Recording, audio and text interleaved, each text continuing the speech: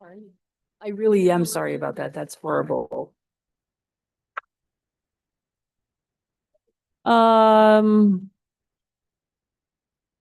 can we go live? Madam Chair, we are live. Fantastic, thank you. At 10:08, I call to order the 7th day of our budget hearings. If we could get a roll call, please, Director Oster.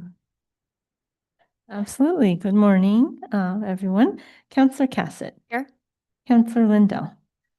Councillor Faulkner. Here. Councillor Lee Garcia. Excuse. He's excused, sorry. Trying to find the agenda. Chair Romero Worth. I am here.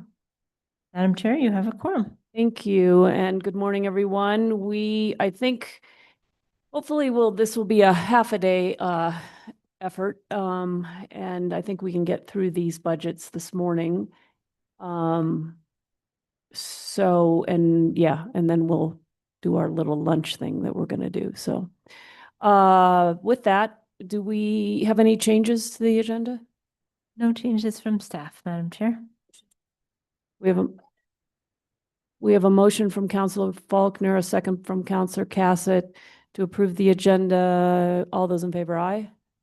Anybody opposed? That motion passes. Yeah. Yeah, I think we can, we're all here, so. Yeah, no, you're fine. Okay, so we have, Daniel Hernandez here with us via Zoom. Thank you for being here. He is, heading up the Metropolitan Redevelopment Agency, and he is here to present that budget. So welcome, Daniel. And, I guess, well, we also have, sorry, didn't mean to. Elisa Montoya. Yeah, Yes. no, sorry. We have the Community Services Director here as well, and I guess I'll let you start and then you kick it over to Daniel. That would be the correct protocol. Thank you. Thank you. Thank you, Madam Chair and members of the Finance Committee. I would like to ask Daniel Hernandez, the Metropolitan Redevelopment Agency Director, to present on behalf of his division. Daniel brings over 33 years of real estate development experience, serving as a developer, planner, and project manager on a broad range of project types in urban places from San Francisco to New York City. He's also experienced working in the private, public, and nonprofit sector. Since late 2024, he has served as director of the MRA. During the fiscal year 24-25 budget cycle, the MRA accomplished a variety of benchmarks. The most prominent is finalizing negotiations for a development and disposition agreement to create Aspect Studios Village, which will be a cornerstone in creating jobs in the largest studios in northern New Mexico. They also completed the first phase of housing at the Midtown site. In addition, the MRA commissioners were appointed, which established the skills for a community-based approach to the redevelopment of the Midtown district. As promised in the community development plan, the process for establishing a metropolitan redevelopment area and plan is in progress, as well as efforts around the neighborhood stabilization plan that's focused on the Hopewell Mann neighborhood, which will also advise future outreach to additional surrounding neighborhoods in the city. Daniel will further elaborate on additional details around their accomplishments and fiscal year 26 goals in his presentation. The MRA has been hard at work and focused on implementing a Midtown master plan and community development plan that is grounded in the community voices of Santa Fe. Thank you. Daniel? Thank you, Alyssa. First, I want to say how honored and happy, excited I am to be working with the new Director of Community Development. She brings an amazing perspective and an experience, and making the work fun. I'm really glad that she's on board and working with us, and her leadership is going to be invaluable to us as we move forward. So thanks, Alyssa, for being here and accepting this position. And I apologize to the counselors. I'm actually in California right now visiting my 95-year-old mom, and as most of you have heard before, one of the things I wanted to do was to make sure that I stayed connected to my family and to her, and she's doing well. But anyway, I made these plans long ago and was and so anyway, here I am. So thank you for allowing me to present via Zoom. I appreciate it. So we'll start with the slides. Slide one, again, Metropolitan Redevelopment Agency, of which I am the director. This slide really is about, Madam Chair. Yep. Yes, I'm sorry, Mayor. Daniel, is there anybody else on your team here in the council chambers you'd like to introduce? Thank you, Mayor. I appreciate that. And Carly and I have been texting. Carly Vendetti is in the room there with you all, and so she can also supply information and help me out here. And again, I'm really grateful for Carly to come on board. She was in the land use office before, and now she's working with me and is showing great leadership and potential as a redevelopment manager. So we're increasing her skill set to be a leader in this field, I believe. So thanks, Carly, for being there, and thanks, Mayor, for mentioning that. I appreciate it. So one of the first things that when I started working on this project is conversations that I had with the mayor about establishing an entrepreneurial agency within the city that can actually focus on redevelopment and bring the real estate acumen that's necessary to negotiate deals, incentivize development and development that actually met a variety of objectives. And so in the second piece, we approach all of our work, and the mission of this agency will be now and in the future, really looking at projects that approach deal making from a triple bottom line approach, meaning that we're going to look at the social effects, the economic impacts, as well as the environmental impacts on any development that we do, and analyze those on everything from the types of development we want to see, as well as the pricing for transactions in development. And we'll be evaluating that to make sure that we're thinking about these assets that the city owns as treasures and how they can actually create places where people want to live, work, play, and learn in Santa Fe. So that is the commitment that I make, and that's how I started, with this project, with the Midtown project in 2018, and what I bring now as the director to the Metropolitan Redevelopment Agency. The next slide. But as you know, when I arrived in November of last year of 2024, there was 0 staff on board. We had lost our predecessor, the previous director, and the staff person, a planner that was there as well. So my objective initially was to, one, write a work plan, which included increasing the capacity from 0 to what we now have 4 people in our office to work on for the Metropolitan Redevelopment Agency, and specifically now our biggest project, the Midtown site. So now we have a full-time director, me. We have a full-time asset development manager, which is Carly. We have a part-time redevelopment manager, which is who is Jack Kelly, who brings a ton of real estate finance experience. And we have a part-time communications and marketing manager, meaning that she's actually a full-time employee, but she also works for other departments within the Community Development Division, and more recently on the Immigration Committee. Next slide. So when I came back, again, one of the first things I did in the work plan was to onboard the commissioners who had been appointed in 2024. As part of onboarding them, we walked through the MRA work plan, as well as the plans for the Midtown redevelopment. And one of the big pieces in that was to establish the MRA, the Redevelopment Agency. The first step in that, is most of you know, because you participated in this and we'll be going back to you at the end of May, is to designate the Metropolitan Redevelopment Area, and Carly is leading that effort and doing an amazing job. The second step in that process, which will establish the agency in its full capacity, is to develop a plan for that area. It will focus on economic development strategies, and particularly focus financial resources and identify potential new financial resources, including tax increment finance analysis. Next slide. The work plan also included the completion of negotiating terms for the disposition development agreement of the redevelopment expansion of the film and multimedia studios with Aspect Studio Village.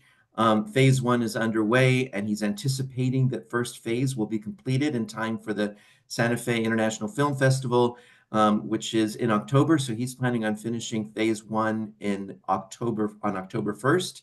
And that will include the redevelopment of the screen, improvements in the existing sound stages, the redevelopment of Driscoll Hall into a new there will be a new restaurant there, as well as an additional sound stage and an additional commercial space, and lots of landscaping and wayfinding. So it creates a place, it begins to create a place there at the film studios.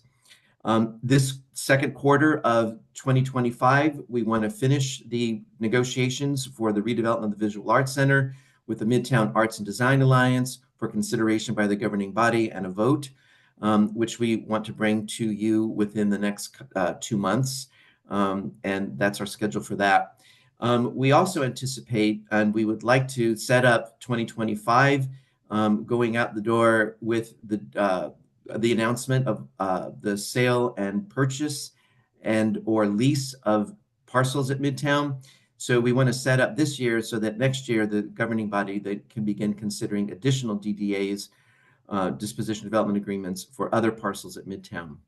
Next slide. So again, back to this, the disposition, the DDAs. Thank you for agreeing or voting for an approval for us to announce the availability of parcels at Midtown.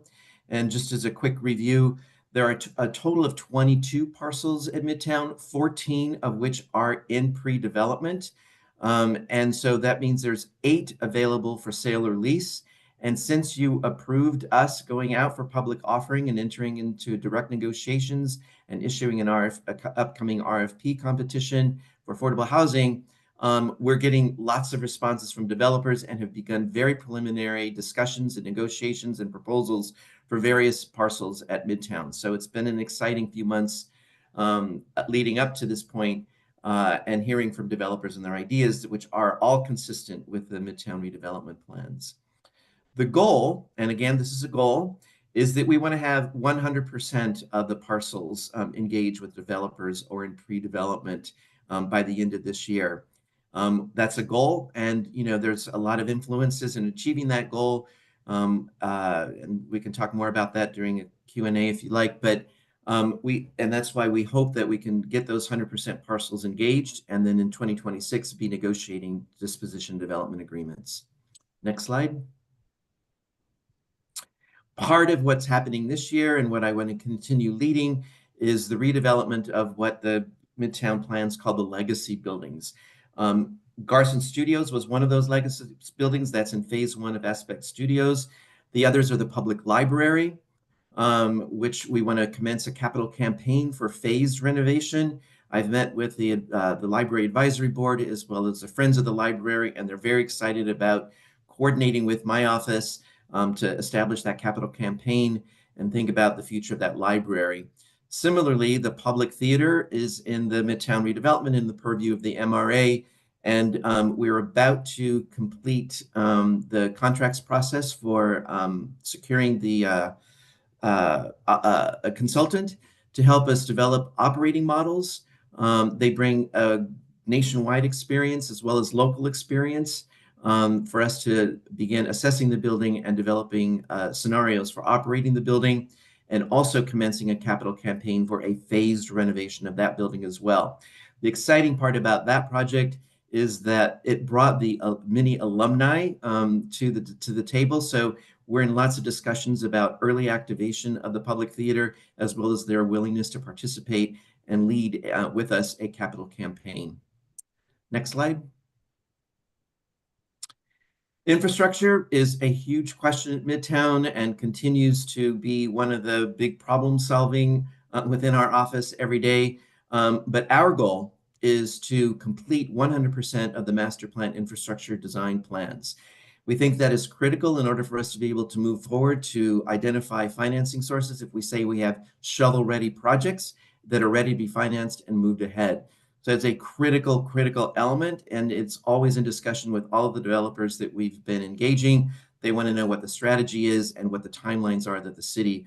So it creates both opportunity and risk for us to have to resolve these infrastructure questions. We want to commence initial construction phases of infrastructure in 2026. So that's why I think it's extremely important for us to finish these plans by the end of this year. Next slide. On a sort of broader planning effort, which is also part of the community development plan objectives and strategies, was that we committed to creating a neighborhood stabilization plan that focuses on the Hopewell Man area. But as we're developing strategies and identifying issues within the neighborhood, we want to also make them applicable to other adjacent neighborhoods and possibly for other neighborhoods in the city who are experiencing the effects of the constant economic changes and immigration changes into our city that affect the our housing costs and the business stability.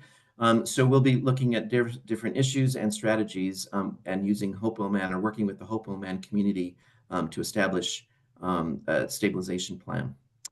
Also, we'll be looking at all of the adjacent properties within the Midtown District, particularly as we started outreach with them during the MRA planning and area designation efforts to identify ways that we can begin seeing within the future the application of the link, which everyone wants to see applied in the Midtown District, particularly around the implementation of housing within some of those huge parking lots that front both Cerrillos and St. Mike's.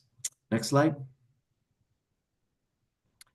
Again, part of the establishing the MRA is that we have an opportunity to engage directly communities. We want to improve our efforts in the way that we provide updates and information to the communities as well as the elected officials regarding the redevelopment plans. What we're hearing from people is we don't want to plan anymore. We've done all that. We've given you all the information. What we want to hear is how you're doing and how you're implementing the plans that we created with you. So we think that's really important message that we want to get out, and we want to give people regular updates. So we're working on creating a newsletter as well as updating our website so that it's user-friendly and easily accessible for information. The other thing is the mayor had said early on that we need to think about this site and how we might bring people back before redevelopment happens or while redevelopment is happening. So we called it the site activation. We immediately started in on figuring out what would be the most exciting and fun way of activating the site. We work with our consultant, and Carly is leading this effort as well. We found some old T-shirts in the Benildes Hall that said Quadstock. So they used to have concerts at Midtown called Quadstock where the band shell is located.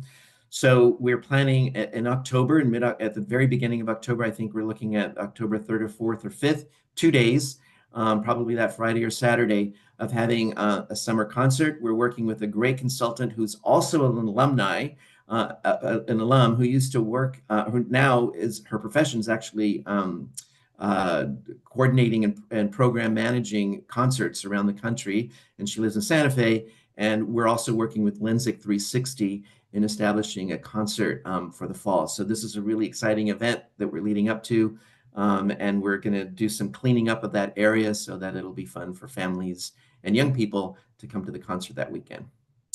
And we're also coordinating with the Santa Fe Art Institute as well as with Aspect Village.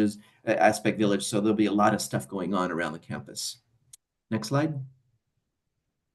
And that concludes my presentation. So I'm here now to hear your questions and hopefully be able to answer them. Thank you. Wow. That's a lot of activities and energy and things to be working on. So thank you for that. Yes. big picture overview. We don't get these things very often. So happy to hear all the things that you're planning and working on. Questions from the committee? All right. I'll start or I could start in the middle. I'll start in the middle and go out. There's a new idea. Chair, Chairwoman, I have to thank you a lot. I'm a middle child and I'm often ignored. And so this feels like an incredible moment for me. I'm like so happy now. Wow, sleep and you got to go first. I know, New this is day. stellar 24 hour. I did. You should try it sometime. It's amazing. Okay, so I just have a couple of questions. I want to start off with that. I'm an alum from the College of Santa Fe, and I'm going to date myself, so please don't repeat this outside of this room. I was a freshman at the College of Santa Fe when the Greer Garson studios were completed. And I worked on some movies there. I loved going to college at the College of Santa Fe, and I always felt kind of homeless a little bit when the college went away. And so I'm super excited to see what's happening on the campus, and I'm more than happy to help however I can because that campus is, I don't want to say sacred to me, but it's in my heart for sure. I'd like to talk about the infrastructure. I worked with one of the developers who put in a proposal when we did the proposals in 2019, 2020. And I know that the infrastructure there is a nightmare. And so when we sell the lots or lease the lots, who's responsible for the infrastructure, like getting that up to date? That's a great question, Madam Chair and Councilor Faulkner. The Public Works Department is leading that effort right now. And what I understand is that there will be a mainline trunk line going down the center of the site that we will be responsible, or we are planning to be responsible for financing and constructing, off of which developers will be able to tap. So they will be able to tap into that main trunk line and then bring the utilities to their site that way. There are some existing trunk lines, as you know, because it was existing buildings. So some of the legacy buildings I was talking to you about earlier, they may go on a different strategy and hook into the existing trunk lines so that we can get them up and running earlier. Okay, great. Thank you. And then that leads me to my next question about the legacy buildings. The Lafarge Library is actually a pretty cool building, and I'm excited to hear that you guys are going to be we're keeping it as a library. I'm super excited. When I started my career as a lobbyist, the first project I did was the Southside Library. And I always felt that a Midtown library that has like it's sizable would be great for the city and for everyone who lives in the middle of the city. So I'm happy to hear about that. And then the last question I have is just going into the linkage. Again, when I worked with that developer, there were some really cool ideas around how to build housing and kind of build a pathway to the hospital and kind of the linkage would recreate St. Michael's to make it more walkable and a more vibrant, people-friendly, not that it isn't people-friendly, but it just make it more vibrant corridor. And so could you go into that just a little bit? You don't have to go into a big, I can catch you offline, but I do want to hear just a little bit about it. Sure. Councilor and Chair, it's actually the link zoning overlay, I think is incredibly innovative, creative, and thoughtful. And so part of the creating the Metropolitan Redevelopment Area Plan, we're really prioritizing discussions with adjacent property owners on what the hurdles are and obstacles have been in incorporating and using the link on their sites. So I think, there'll be a variety of, what we've heard so far is that a lot of the property owners either have some issues around easements on their property. There's some stuff about existing leases that they have on their properties that once they terminate, that there may be opportunities to relook at their properties. So we just want to make sure that we're setting them up and setting those properties up for success in implementing the link in the future.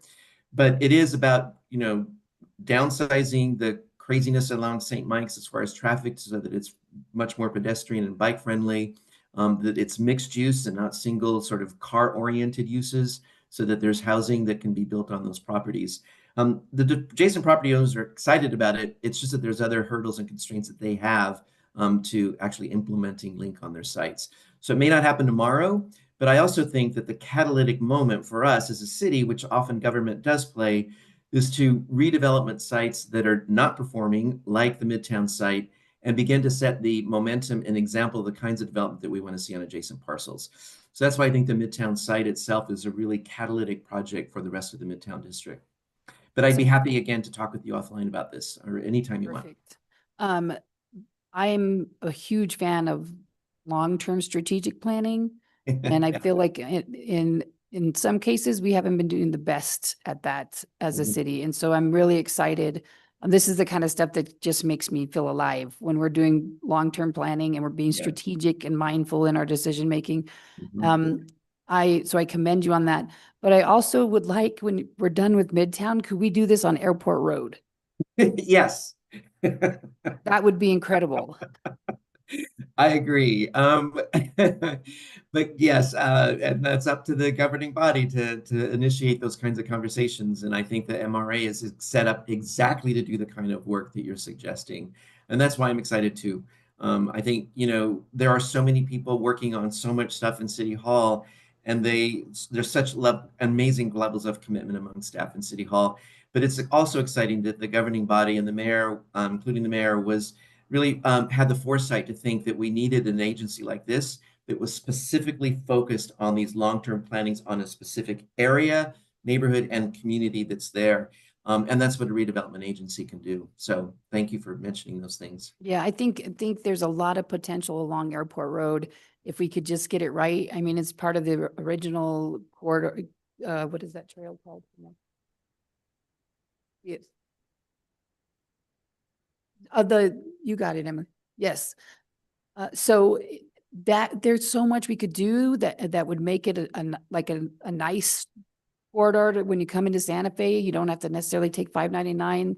We could do art. We could do, refurb it. And there's so many people in my district along that corridor. So I really would like to try something like this for Airport Road. Thank you. Let's talk. Counselor Thank Lindell. you. Thank you, Chair. Hello, Daniel. I'm glad that you're tending to your mom. Thank you. I am Important. too. She is too. Yeah. I'll tell her you said so. Yeah, for sure. For sure. That's terrific. I just have a couple of general questions. When will we see results or scoring or applications that have submitted on the RFPs?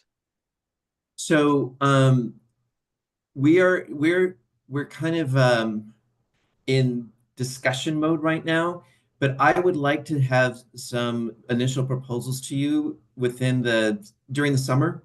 A lot of them are just around the corner from actually submitting a formal offer. So their first step is to submit a formal offer. We have an offer template for them to fill out, which kind of gives us their purchase or lease pricing or terms, as well as some initial development plan, conceptual development plans.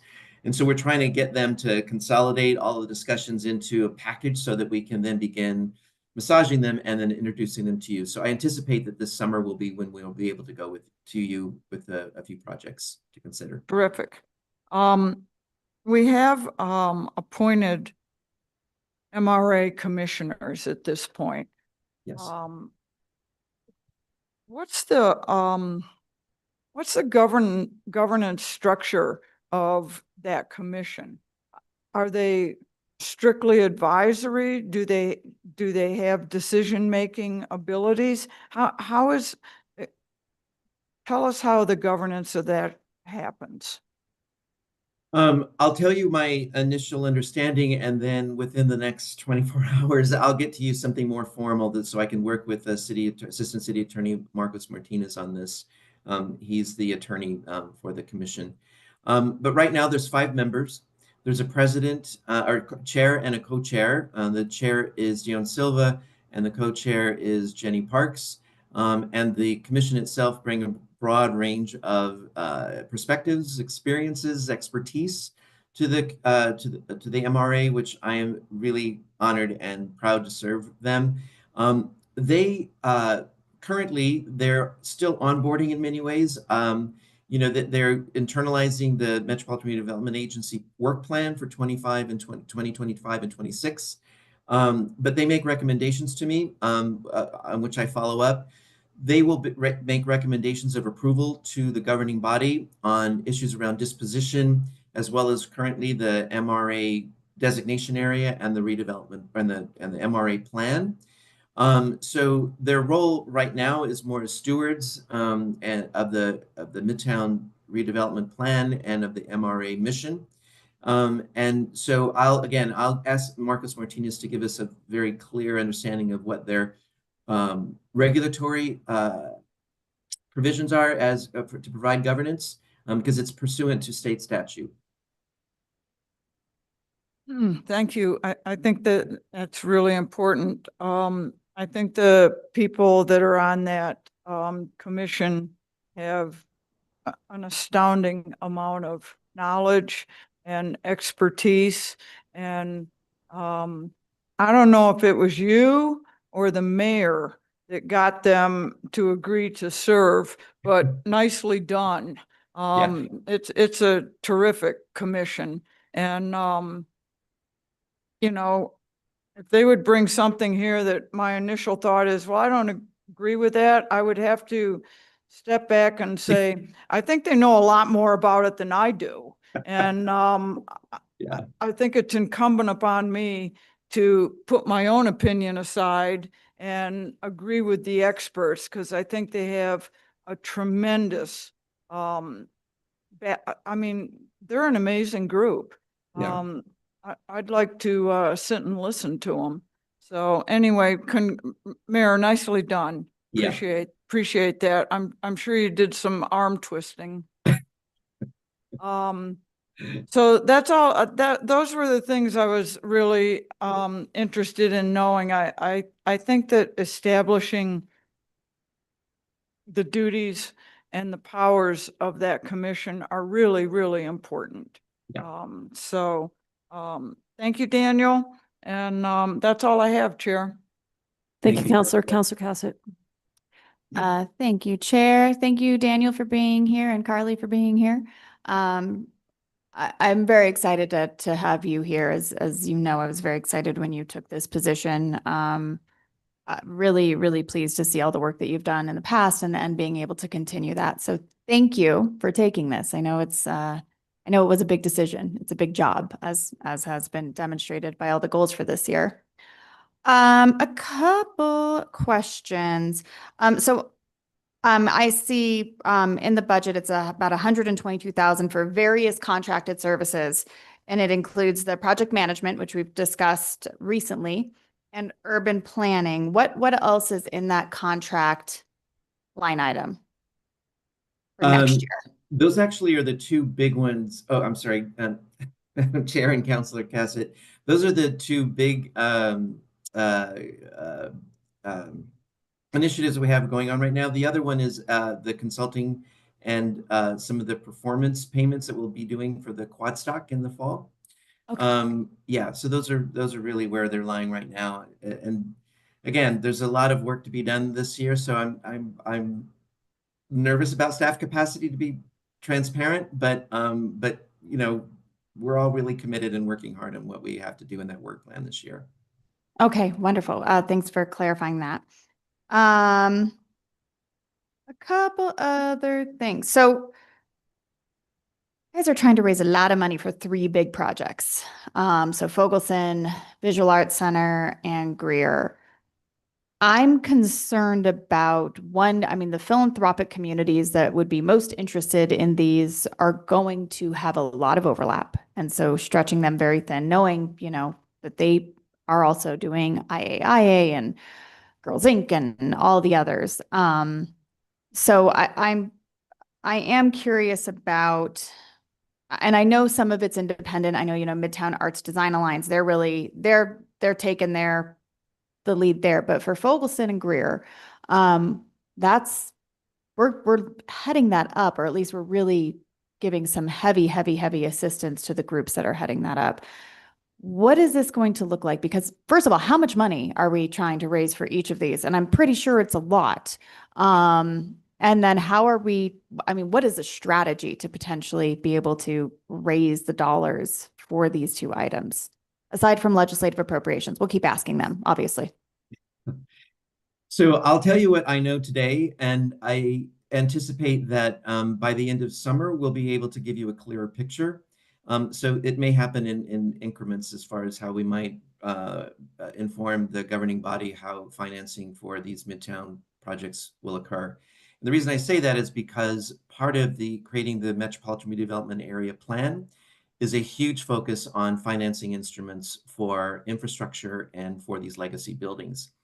The cost, one of the questions you had, the cost could range anywhere between 35 and 45 million. And so Is we're that working per or total?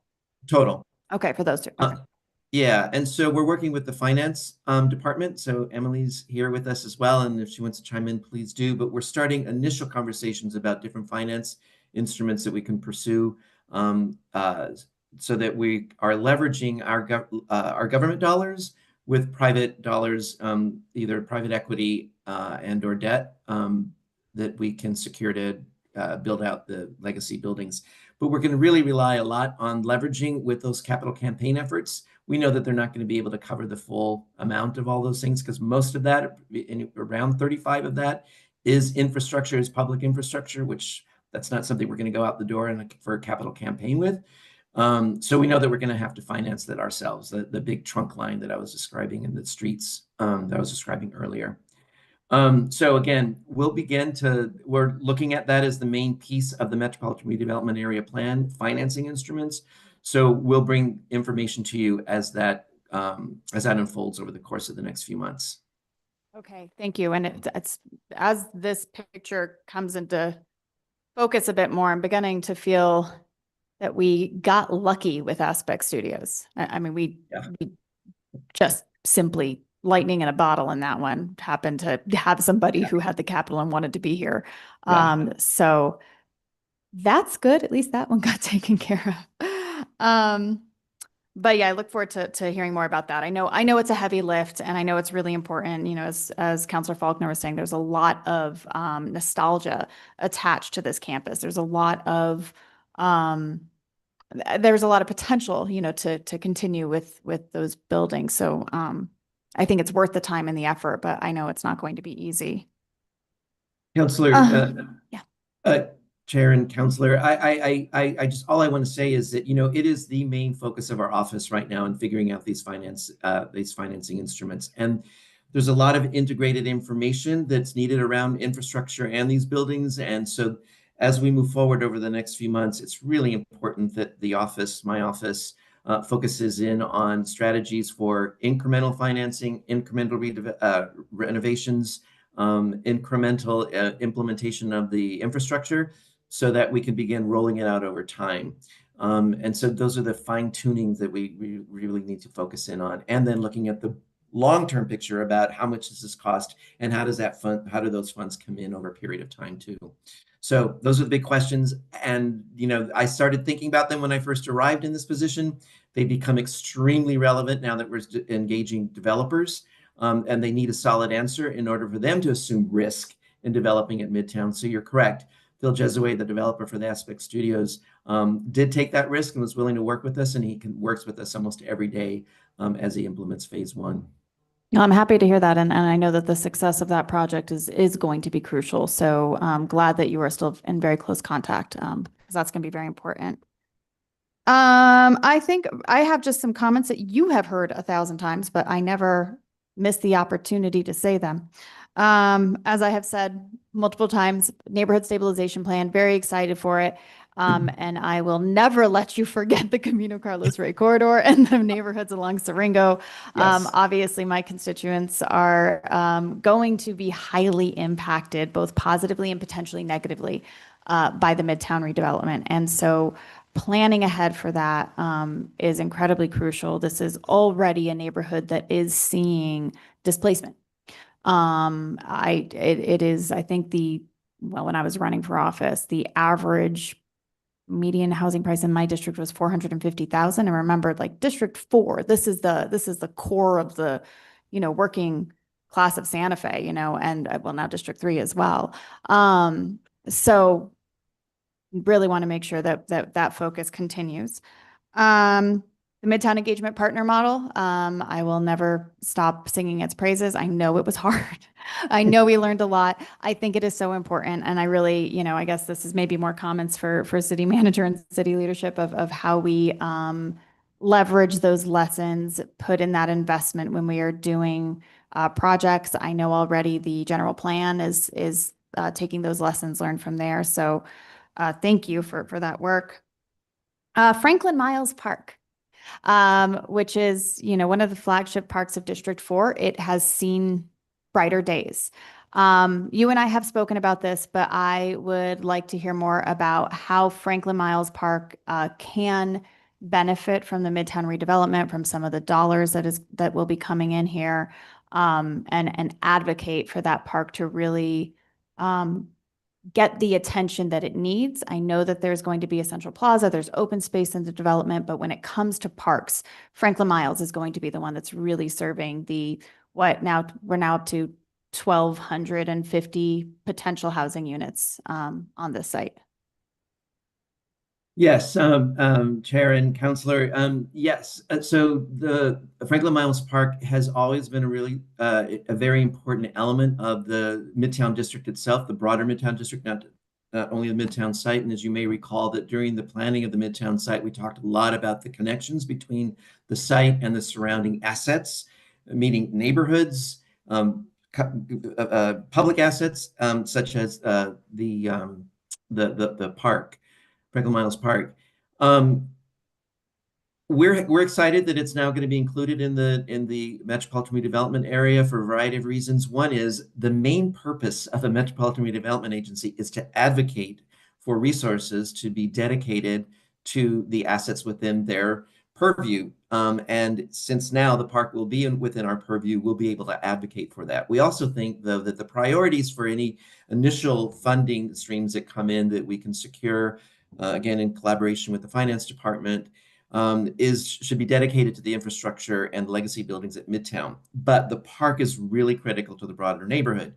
So again, one of our roles is to work with the governing body, as well as city departments like the Parks Department, to prioritize improvements on government public improvements that we want to see. And that means the park. So we'll be working closely once we finish our designation area with the Parks Department to identify ways that we could begin dedicating resources to the improvements at Franklin Miles Park. In the future, as we continue to identify resources for redevelopment areas like the Midtown District, we'll continue to prioritize Franklin Miles Park. But again, I think the initial priorities, we should stay focused on getting Midtown, the Midtown infrastructure and legacy buildings done, because I hope you agree that the redevelopment of Midtown site is a catalytic project that will then begin having ripple effects on the surrounding district, on the surrounding neighborhoods, which comes to my second thing, which you started out with your conversation, is all of the adjacent neighborhoods are really important. Everything exists within a context, including Hopewell Man. So we won't be just, again, thinking about that context. We won't just looking at Hopewell Man. We'll be looking at the other neighborhoods that surround that are adjacent to the Midtown site within the Midtown District itself, because we want to make sure that whatever strategies we're creating considers the impacts, the potential impacts on these other neighborhoods as well. So the market is strong. It works in various ways, and we want to try to understand how it's affecting all the neighborhoods that surround the Midtown site. So whatever strategies we develop will be applicable to these other neighborhoods in the area. So I totally want to say that I'm totally committed to looking at all these other neighborhoods as well, that no neighborhood that surrounds the Midtown site sits in isolation of each other. And so we'll be looking at all of them. Wonderful. Thank you. And I know that you have been committed, and I will just keep saying it every single time. So you have Sure. been forewarned. I'm out of time, so I will yield the floor for now. Thank you. Thank you. Thank you. Welcome, Daniel, and your team. Oops, sorry. I'm, I'm using my Google Maps to look at things. I appreciate your last comments, and I want to just make sure, you know, we remind everybody that this Midtown, it is Midtown, and it touches Districts 1, Districts 2, Districts 4. So, and I think sometimes, you know, there's people think that District 2 is the east side and we don't care about the rest of the city. And that is just so far from the truth, because District 2 reaches across, this may start in the east, but it moves across town towards the south. So, you know, this is an important area for most of the councilors, and not only because it's such a major opportunity for the city, but because our districts all are touch or are incorporated in that area. So just want to take the opportunity to say that and emphasize your last comments about caring about all those neighborhoods. I am too concerned about this capital campaign idea. I think it's innovative. It's interesting. Having chaired a capital campaign, I understand what's involved, what the lift is, and what's required. And so while I think this is novel and interesting, I do, I guess, have some concerns about how much money we're trying to raise, who we're competing with, how this works for a government to be doing this. Yeah, what we're trying to raise money for. I mean, you have to be very clear about that. You can't just, you know, say, hey, we want to redo these buildings. You have to be really clear about what you want to do with these buildings. So yeah, I don't know, maybe speak a little bit more to that. I mean, the capital campaign I chaired, we had their consultants out there who put together campaigns. I don't know if that's what we're envisioning. I've never heard really of a local government doing a capital campaign. So this is new. We need at Midtown, our needs are so great. I think we need to be looking at all the tools that we have, and I don't know that I'm familiar with all of them. So this is one interesting aspect that you brought up this morning. So maybe you could touch on that again. Yeah, so thank you, Madam Chair, for the question. And it's still in its nascent stages. But what has given me confidence about calling it a capital campaign right now is the level of commitment that I've heard from both the Friends of the Library and the Library Advisory Board. And on the other side, the alumni that have come together and have actually created a 501c3 for the redevelopment of the Garson Studios. And continuing conversations with Live Arts, who responded to the RFP initially, to the initial RFP that was sent out in 2022. So we will not be running the capital campaign. We'll be helping to leverage dollars within a capital campaign. And so whether it's $1 or $10 million that they're able to leverage is still to be determined. But I think what's important is that we continue to build, which I feel like Midtown is about, is building the momentum and building the community momentum around the redevelopment of these legacy buildings. So for me, the capital campaign is also socializing the project so that people understand that it's moving forward. Again, we'll be looking at the resources, financial resources that we can secure through the tax increment finance, potentially through bond financing or other things that we may be looking at. But we want to leverage those dollars with community dollars through their capital campaign as well. So it's not us necessarily leading the capital campaign, but participating in it, encouraging it, supporting it in any way we can. But it's trying to create a groundswell with the communities who are really interested in seeing those buildings come back to life. Okay, that's helpful and gives me like how that fits in the broader perspective. And I know with the Metropolitan Redevelopment Group, there are some financing tools which we have not used in this community. Albuquerque certainly has and has seen great success in a variety of developments. Mm-hmm. So we're going to become familiar with those tools and the capacity that they give us. I guess I'm also curious about, you mentioned private equity, which my antenna went up. How do you see that role? I mean, obviously, private equity has been an important financial driver in a lot of industries and a lot of areas across the country. And so to hear you mention it in this context piqued my interest. Yeah, so again, And I just mentioned, sorry, good and bad. yeah, no, I know. Similar experiences here. So thanks for the question again, Madam Chair. So again, we're initiating all of these strategies right now, and that's why I wanted to bring them in this presentation. That we're planning on working starting this year and continuing them moving forward. But that's to say that this month, it's May now, we're hosting a roundtable similar to the one we did with the developers. We're doing the similar one with financial institutions. We have 2 financial institutions on the MRA Commission, both a foundation as well as a bank. They're introducing us to other potential investors who either provide private debt, private equity to development deals, as well as a discussion around the legacy buildings, which we've had a few conversations already. But we want to have a similar roundtable that we did with the developers last month, but with financial institutions.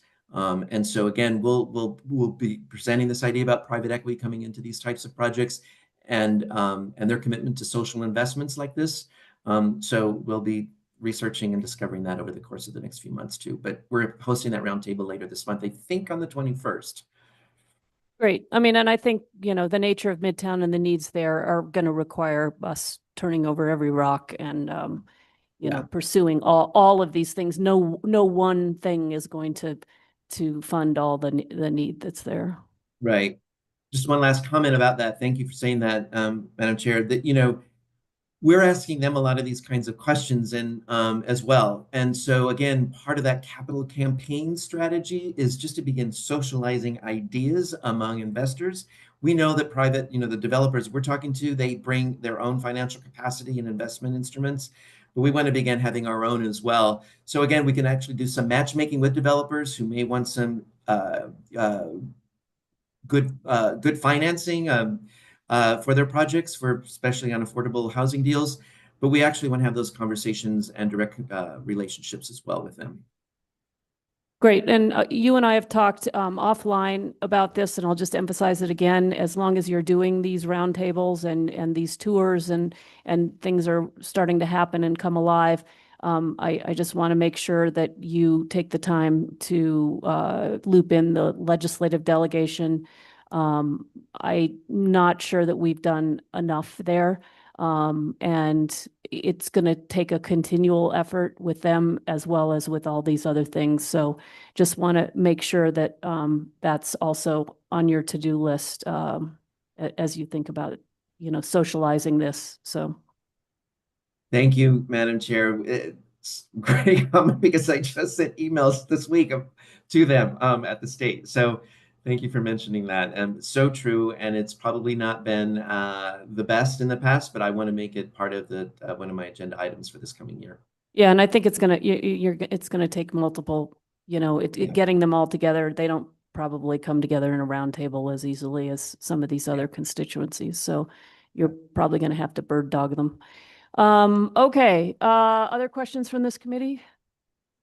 Oh, Mayor, I'm sorry.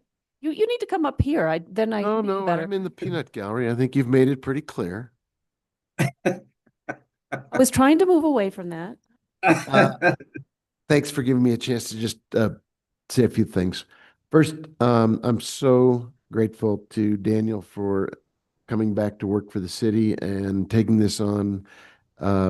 It's evident in all of his conversations and the team he's assembling that he really brings an enormous amount of professionalism, experience, and just raw talent to this project.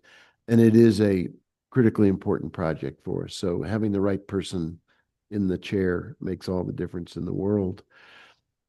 Second, I wanted to say a couple things about the context because Daniel mentioned it and it's worth leaning into a little bit. My reading of the history of development in Santa Fe, and I confess this is colored, this is not, there's no official history, this is just my history, is that traditionally what the city has done in the past is to outsource the development responsibility to a external group, whether it's at the rail yard or at Tierra Contenta. We never built our own internal capability to operate as a developmental entity overseeing critically important projects. So we do the land use, we do the permitting, we do the planning, we do the engineering, but we never said we need to go build up the muscle to do the implementation. And I've long felt that that was a missing part of the city's competency and responsibility. When you outsource it, you lose control over it. And I remember several meetings we've had as a governing body, workshops around the history of the rail yard project and where our oversight ends and where we lose the ability to influence things that we care deeply about. And it seems to me that while there are benefits from that outsourcing, the cost, the loss of oversight is just too high a price to pay. So keeping this group going, whether it's at Airport Road or another part of the community, as we demonstrate the competency to build this capability internally, I think is a huge part of the city's future. And I would encourage everybody to take a hard look at ways in which it can be supported and encouraged to do more as we get more under our belt. This is obviously a big project on its own, and you don't want to expand the reach of this group until they've gotten this one fully marshaled, but it is a really important thing to keep doing. I also want to just say a word about the entrepreneurial mindset that Daniel has been bringing to bear and his team. I was whispering in the city manager's ear when the subject of a capital campaign came up and whether it's within our scope or not. I was reading the sports page the other day, as I do from time to time, and the University of Kentucky just spun out its athletic department as an LLC. On the thinking that in the world in which we live today, where the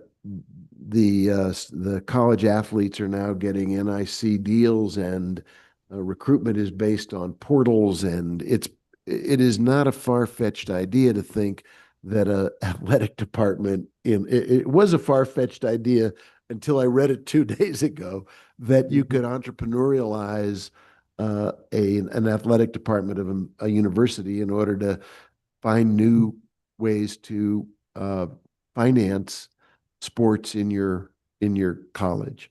And I think what Daniel's doing is applying that same kind of creative thinking to ways to monetize or projectize individual parts of the Midtown redevelopment effort, so that we don't simply think that we have to play within the existing confines of traditional financed by city capabilities or state support.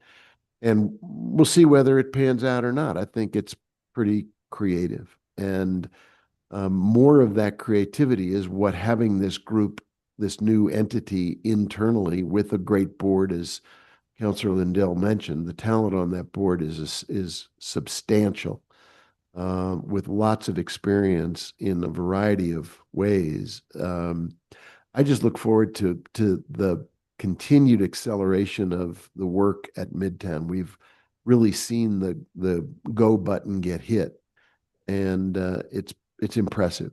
And the more we're able to hit go, the better. The last thing I just wanted to comment on is on the neighborhood stabilization contract. I think you've all probably gotten tired of me, although I will continue to do it anyway, talk about the opportunity I had to go back to the Harvard Graduate School of Design and be introduced to the Just City program. And I really do think that's a frame for much of the work that we do, not just at Midtown or at Hopewell Man, but across the city. It is really important to us. It plays into so many of our strengths as a community and is more relevant today than ever before. So the fact that we've now had that RFP developed, Daniel, I think you wrote it yourself. You took it as a personal task that you wanted to champion, and I greatly appreciate that. Getting it out the door, getting responses back in the door. Hopefully we'll have some really talented people who could be tapped to do this work. And your comment that it's not only applicable in this specific geographic area, but as a pilot across the community, once we actually activate it and live into it, I think is going to be something that we could all take a great deal of pride in and a great deal of satisfaction that we're doing the right thing as an outgrowth of the opportunity at Midtown. So much good stuff happening here. I can't tell you how exciting it is, and we just need to continue to support it and find ways to communicate the real progress that's going on at Midtown. So thank you, Madam Chair. Thank you, Mayor. Okay. Did we have a motion? No. Motion to approve. Second. We have a motion and a second to approve this item. If we get a roll call, please. Certainly, Madam Chair. Counselor Cassett, Yes. Counselor Lindell, Counselor Faulkner, Chair Merrill-Worth. Yes. Motion pass. Thank you. Thank you for being here. Appreciate it. Thank you so much. Have a good rest of the day, and thanks for all Have of a- your work this past week and into next week. Thank you. so much for your I'm looking dedication. forward to the weekend. Enjoy your Yes. mom. Yeah, thank you. All right, see y'all. Okay, the next up, we have the general government, and I'm not going to take these in the order they're listed. I want to take the municipal court and the city attorney's office, and I'm hoping to get both of those done before we break for lunch, and then we'll come back and do the other pieces. So if that's okay, I don't know if the city attorney and the municipal court want to flip a coin or arm wrestle or or what, but one of you, please come forward. Good morning, Judge. How are you? Good morning, Madam Chair. I'm fine, and members of the Finance Committee, good morning. Good morning. I guess you can dive right in. So Thank you. Thank you. I'd like to start off first with, one of the major goals as the municipal court judge that I wanted to do and bring to the court was to increase the services and programs that we offer the public. In addition to, I wanted to increase the accessibility of the court to members of the members of the public to the court. And I think that's kind of the big theme of our budget this year for 25-26. But I think I would like to go back to some of the major accomplishments for the 24-25 to kind of fill in and show you how that relates to the 25-26 budget. So number one, the municipal court's DWI drug court program, our treatment court program, I'm happy to report just received its certification from the administrative offices of the court. What that means is we are now all program participants, such as the Santa Fe Police Department, the City Public Defender's Office, the City Prosecutor, we're all trained. We've all have followed best practices, and we are the only municipal court in the state of New Mexico to receive that certification. There are other treatment courts in magistrates and district courts, but not all of them are certified. So to be a certified municipal court, treatment court, the only one in the state of New Mexico, I'm very happy and proud of, and I thank the other partners that I mentioned for that. So part of the 25-26 budget allows us to continue with that program and the certification. We partner with Vista Wellness, contract with them to provide counseling and therapy for those participants, and that is a major component in keeping that certification. The other thing I want to reach out is another major accomplishment in 24-25 that I'd like to continue with the 25-26 budget is our outreach court program, which is designed to assist with the precariously housed individuals, recognizing what they're already doing as far as treatment to meet the requirements that they may have in the municipal court. We expanded that to include our veterans this past year. We want to continue that. The court recently hired a courts program director. She will start on May 12th. She is a licensed therapist with a master's degree in counseling. And part of her role will be to help me implement additional programs such as an 18 to 25-year-olds court program for those offenders at that young age group, to try to make sure that we keep them out of the system, keep things off their record, so things that they've done at a young age do not affect them for the rest of their lives. In addition, I'd have the courts program director help me implement a first offenders class. First offenders, we have that first offenders class right now, but we'd like to keep implementing and improving and moving forward with those different programs. In addition, our budget includes keeping the electronic monitoring program in place. That is an alternative sentencing program in lieu of incarceration at the county jail. Members of the public can be held in house arrest with the option of allowing them to still work. It doesn't interfere with, the cost of losing a job, et cetera. A couple other things to point out with this budget is we need to regularly update the court's room technology, including audio, video, our telephone systems, and our computers. A couple of years ago, the New Mexico Supreme Court required all courts to have the ability to have members of the public attend virtual hearings, whether that's telephone, video, whatnot. We need to make sure that we are up to date, allowing that accessibility. Going back to accessibility, the court currently has 9 court clerks. We have a staff of 15, but we have 9 court clerks. 5 of those court clerks are language access specialists currently. That means is they get $1.25 extra an hour incentive pay to take the administrative offices of the court's language access specialist program so they can interpret in court. But we have 5 out of 9. 2 are signed up now for future trainings. And so in 6 months, we should have 7 out of the 9 clerks able to interpret in court. Lastly, I want to kind of touch base on a couple of things. Heard Councilor Faulkner talk about future planning, looking forward.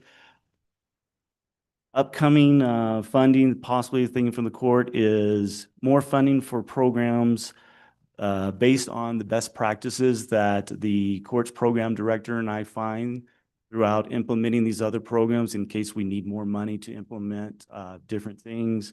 Also, our bailiff and security at the court. As you all have all known, you've seen the clips on the news and stuff. Courts are having some issues with security and stuff. Moving forward, we'd really like to look and dive into those types of things with a different security and different bailiff system. That being said, I'll take some questions. Great. I'll start with Councilor Lindell. Thank you, Chair. Thank you for being here, Judge. So how do you find out about all these new programs that you're initiating? Do you go to conferences, or how do you find out about that? A lot of it is conferences. And, in our budget, we included education for court staff and judge. And a lot of it is going around, listening to see what other courts are doing, being a part of different events, et cetera. So absolutely. I applaud you for doing that. I think that these programs are innovative. I think they're in the best interest of the community. Budget-wise, I don't really have any questions. I know that one of the things here is to continue improving courthouse security. Do you have constant issues around that? I wouldn't say constant issues, but there is always the concern, and you always want to try to think ahead. You don't want to be reactive in these types of situations. It does happen. I've heard some, we'll talk with some people. It's like, well, it's speeding tickets. Very aggressive people that commit violent crimes also picks up speeding tickets. So we have a system. We've got recently, last budget, we had a new walk-through metal detector. With this current budget, the 25-26, we're asking for money so we can have an X-ray machine, as like you would see at the airport or at the district court, where people would have to pass bags through. So I feel that we're okay at the moment, but it's something that should always be looked at. I understand and I agree with you on that. Thank you for being willing to do this job. I think that doesn't get a lot of attention from us because it doesn't demand a lot of attention from us, which is indicative that it's going well. So thank you very much, Judge. Thank you. Thank you, Counselor. Counselor Faulkner. What you're doing is inspiring. I'm so excited about it. So incredible. Again, anything I can do to help. I don't have a lot to say. I mean, you're doing a great job, and I like that you're taking the courts and making it more accessible to people. I know people are breaking laws, but I think we can sometimes be punitive with compassion. And so I feel like that's something you're doing, and I'm just really impressed, and I want to meet with you at some point and get more details about this, because I'm working with some other organizations, and I think I can bring some more resources to you to help. So anyway, you're doing a great job. Thank you so much. Counselor. Counselor Cassett. Thank you so much, Madam Chair. Thank you, Judge Chittum, for being here. And again, I echo my colleagues in all of the work that you've done to, find these different programs. We talk so much about how we want to make sure that the justice system is really looking at rehabilitation and not just punitive. And so those circumstances where we are able to take advantage of that, and the partnership with Mesa Vista Wellness is incredible. We know that that is another key component of this, and that, when we get an individual and they're coming in, for DWI or something else where we get mental health services, that it is going to impact other potential public safety hazards that that individual may perpetrate later in life. So thank you. Thank you for all that work. A couple questions. You mentioned security, and I imagine our budgets for general government weren't really popped out through or in the budget book. But it's been a question that I've been curious about since our conversations yesterday around contracts. And I imagine security is probably a contract. I know that we've done some different adjustments. How much are you getting for contracting this year, and what would it include besides security? And I'll get you that number here in just a second. The other contracts that we have is, as I mentioned, the BI. Those are our electronic monitoring devices, which again, it's an alternative to incarceration. The Mesa Vista Wellness, security. Our interpreters, we do still need to have interpreters for different languages besides Spanish. We also have sign language interpreters that we contract out for, things like that. DACO. DACO is our drug testing. It's part of the DWI drug court program and our court services. If I as a judge feel that someone pre-adjudication would benefit from frequent drug testing or alcohol testing, we pay for that to send them over there. Lastly, a couple other things would be, or one of the things would be Westlaw. Westlaw is a database. It's basically where all the laws, all the case law research that I can go and find. So that's the majority of our contracts. The budgeted amount for contracts, about $180,000 currently. I know there is some other monies that is going to be coming in for that. Okay. Was this part of the dollars that disappeared and now they're coming back and there was a mistake? Okay, so 180 right now, and I think it's another 100,000, so 280,000 then in contracts? Or is it with that 100,000 going to other things too? A little both, but mostly contracts. Okay, okay. And given the accounting method, you've been our judge for how long? 2 years now? Is this your? A little over a little over a year. Okay, so obviously there's been a change in judgeship. Is that what we would call it? I'm gonna go with it. I like that word. Leadership at the Muni Court. Would you think that the contracted amount is going to be sufficient given you have expanded all of these programs? They are contracts for them. Absolutely. I believe we are moving forward, this budget, with the money coming in that was originally requested. Yes, I believe it's. Okay, wonderful. Glad to hear that, because again, we are all very much in favor. And then I saw you did get an uptick in your 4.9% increase in the budget. Is that salary adjustments? Most of that is anything else? salary adjustments. Okay. All right. And then you had gotten money right for landscaping last year, correct? Was that last year that we did that, or was that a couple years ago? A couple of years ago. My budget books are blending together. Okay, so I guess we And what won't. we did with that landscaping budget, just since you brought it up, May as well. one of the things that I did is there was a good amount that we received. I was able to move some of that money around. We didn't need, it turns out, we didn't need all that money. So I used some of that money and moved it in other areas so that we didn't have to keep asking for more money. We just moved it to better use. Okay. Well, glad to hear that. So I have no further questions, but again, really, really grateful for the work that you're doing and for the innovations that you are making at the municipal court. Thank you, Madam Chair.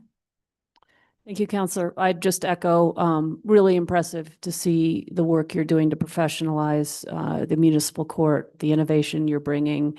I think it's long overdue and much appreciated. So thank you for that work. If there are no further questions, is there a motion? Motion to approve? Second.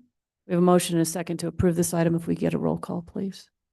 Madam Chair, in the past on general government. Oh, we've done it all at once? All at once. Okay. We can do it as each component if you'd like. They are. They're all bunched.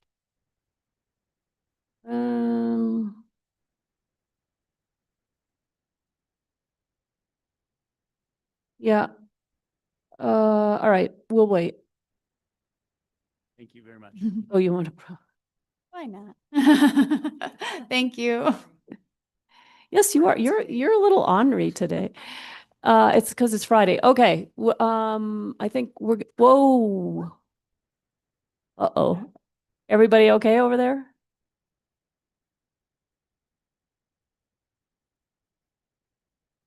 Welcome. Good morning. It's still morning.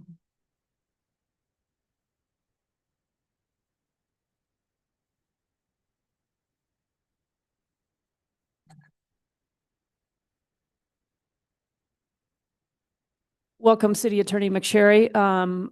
What we've been doing, I noticed you brought your team with you. We have, you can, of course, introduce them up front, but I have been asking if you are asked questions, if you wouldn't mind. Of course, we all know you and work with you regularly, but if you're brought up to answer a question, it'd be great if you just introduce yourself again, because not everybody who's watching or listening now or later may be familiar with who you are. So welcome, and I'll let you dive in. Thank you, Chair O'Mara-Worth, members of the Finance Committee. I would like to introduce them right away. Marcy does have to leave for a personal appointment that she's had on our calendar for a while. But I do have Marcy E. Anarino, who's our Director of Legislation and Policy Innovation. We've got Julie Kenny, who's been filling in. I'm very thankful she's been able to do so. She's our lead paralegal, who's been with us for about 8 years, and she's been covering for the office administrator while we fill that position. We do have a candidate who hopefully, anyway, their packet is in the hiring process right now. We're hoping they get to start very soon. And then I have Catherine Garcia Gallegos, who recently presented to the council on behalf of the IPRA team. Those are the three folks who are leads of the teams other than the legal group. So thank you for being here. And if there are questions, Julie's been helping me with the financial side of the shop in the absence of an office administrator. So thank you for having me today, and thanks for all the work you've been doing on the budget hearings. I know it's been a lot of work, including with governing body this week. We can go to the next slide. This is a photo of almost all the team in the fall. It was missing one person who was sick, but this includes folks, next slide, from all three of our program areas. I include the administrative and legal support in the legal team as well, but in terms of management, we do have a manager that oversees the paralegals. I directly supervise the attorneys, and we have the Office of Records Custodians, which Catherine manages, and the Office of Legislation and Policy Innovation, which Marcy manages. Next slide.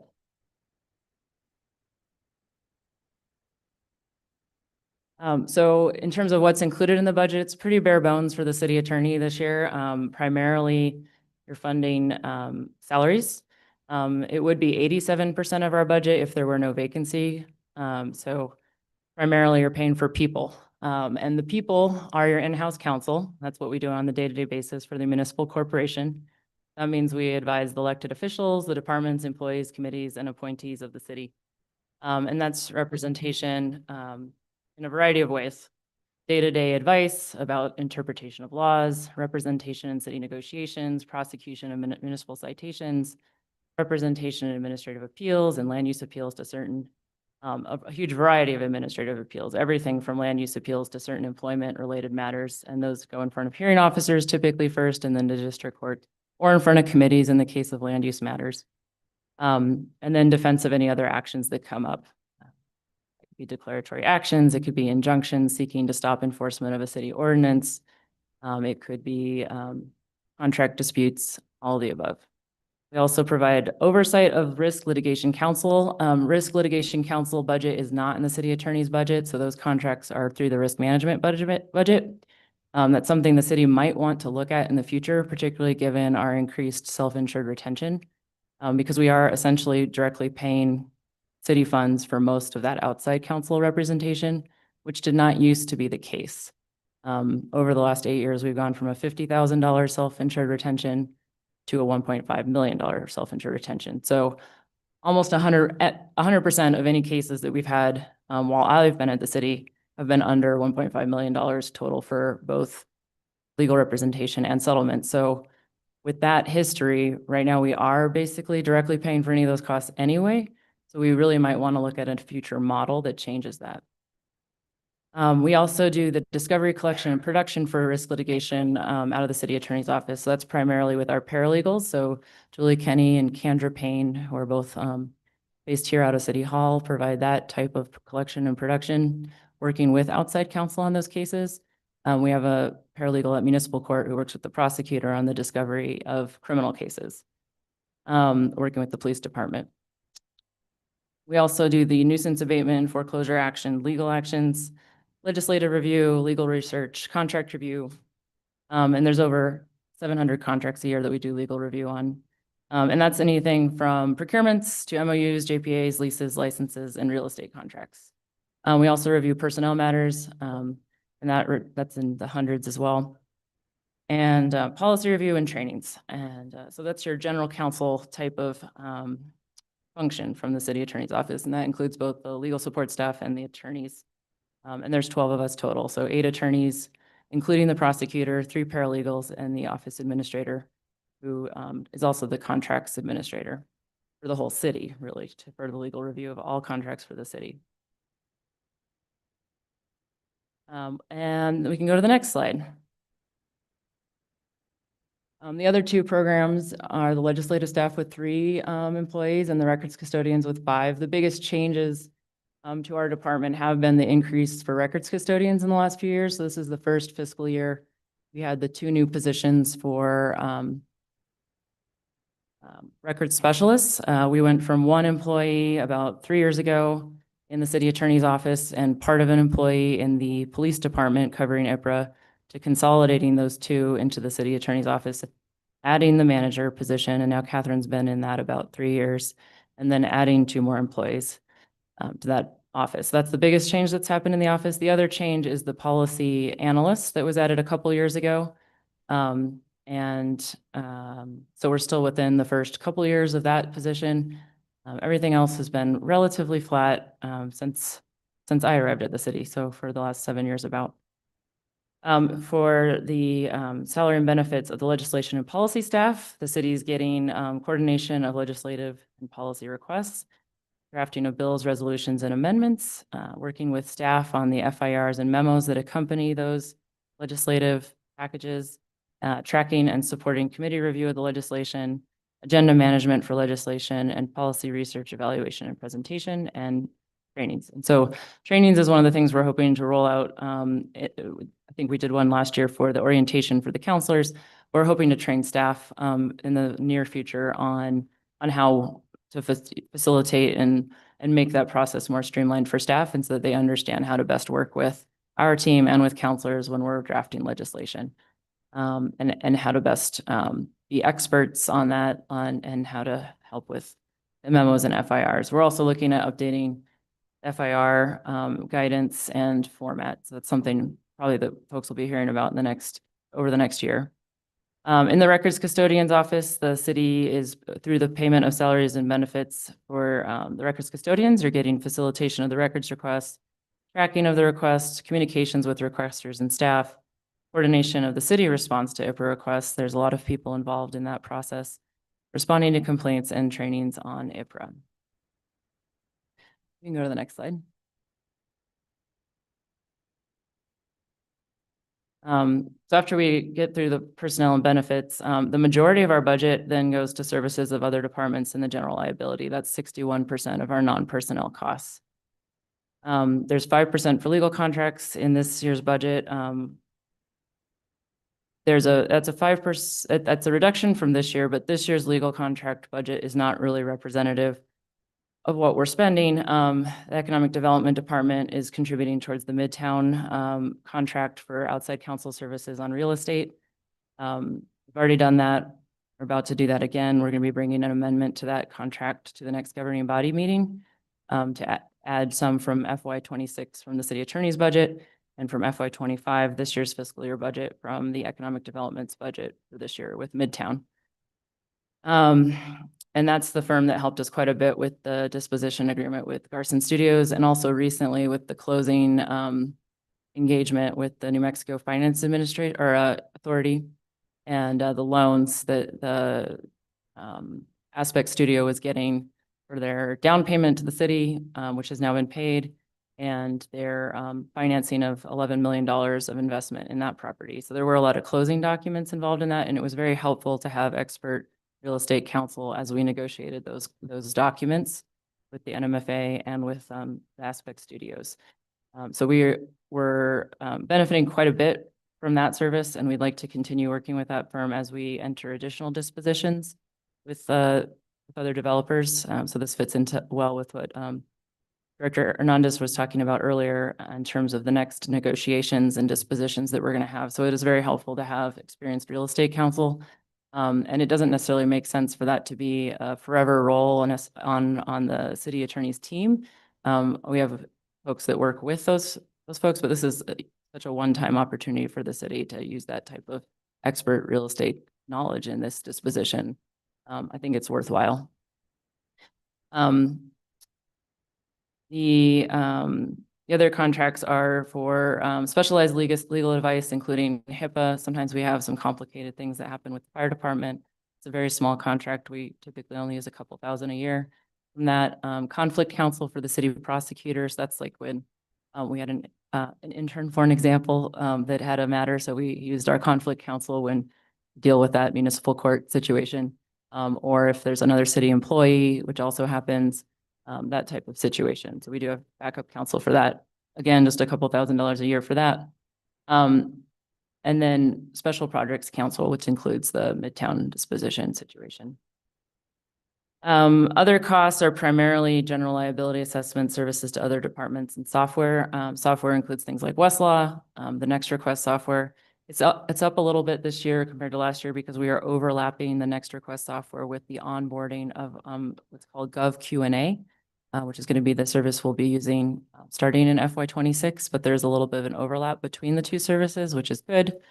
That way we can onboard with the new service, train folks in using the new service while we still have a service that we're able to use. It also includes dues and licensure, training and travel. We can go to the next slide. In terms of what's not in the city attorney's budget, that the 12% vacancy is a pretty significant amount of our personnel budget. This year we had a 2.5% vacancy thus far, which means positions being open for 5 months total across all 20 positions. If we were to actually impose the 12% on my staff, that would be 2 people not being filled all year and another person not being filled for half a year. So significantly different. That would be 31 months of vacancy rather than 5. So, that would be a huge problem. But I understand that we're looking at fixing it in the future. Because otherwise we just wouldn't be able to function if we actually kept that vacancy rate. Are those attorneys? Or, It was just an average of 2 positions, whatever they would be. But it would have to be at least one more expensive position. okay.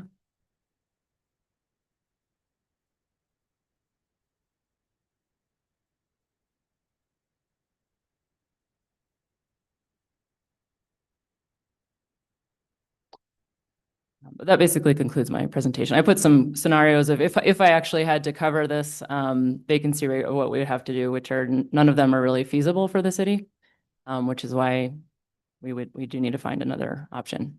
Okay, and when you say it's being worked on, I assume that's being worked on in the city manager's office? Could we fill that in a little bit?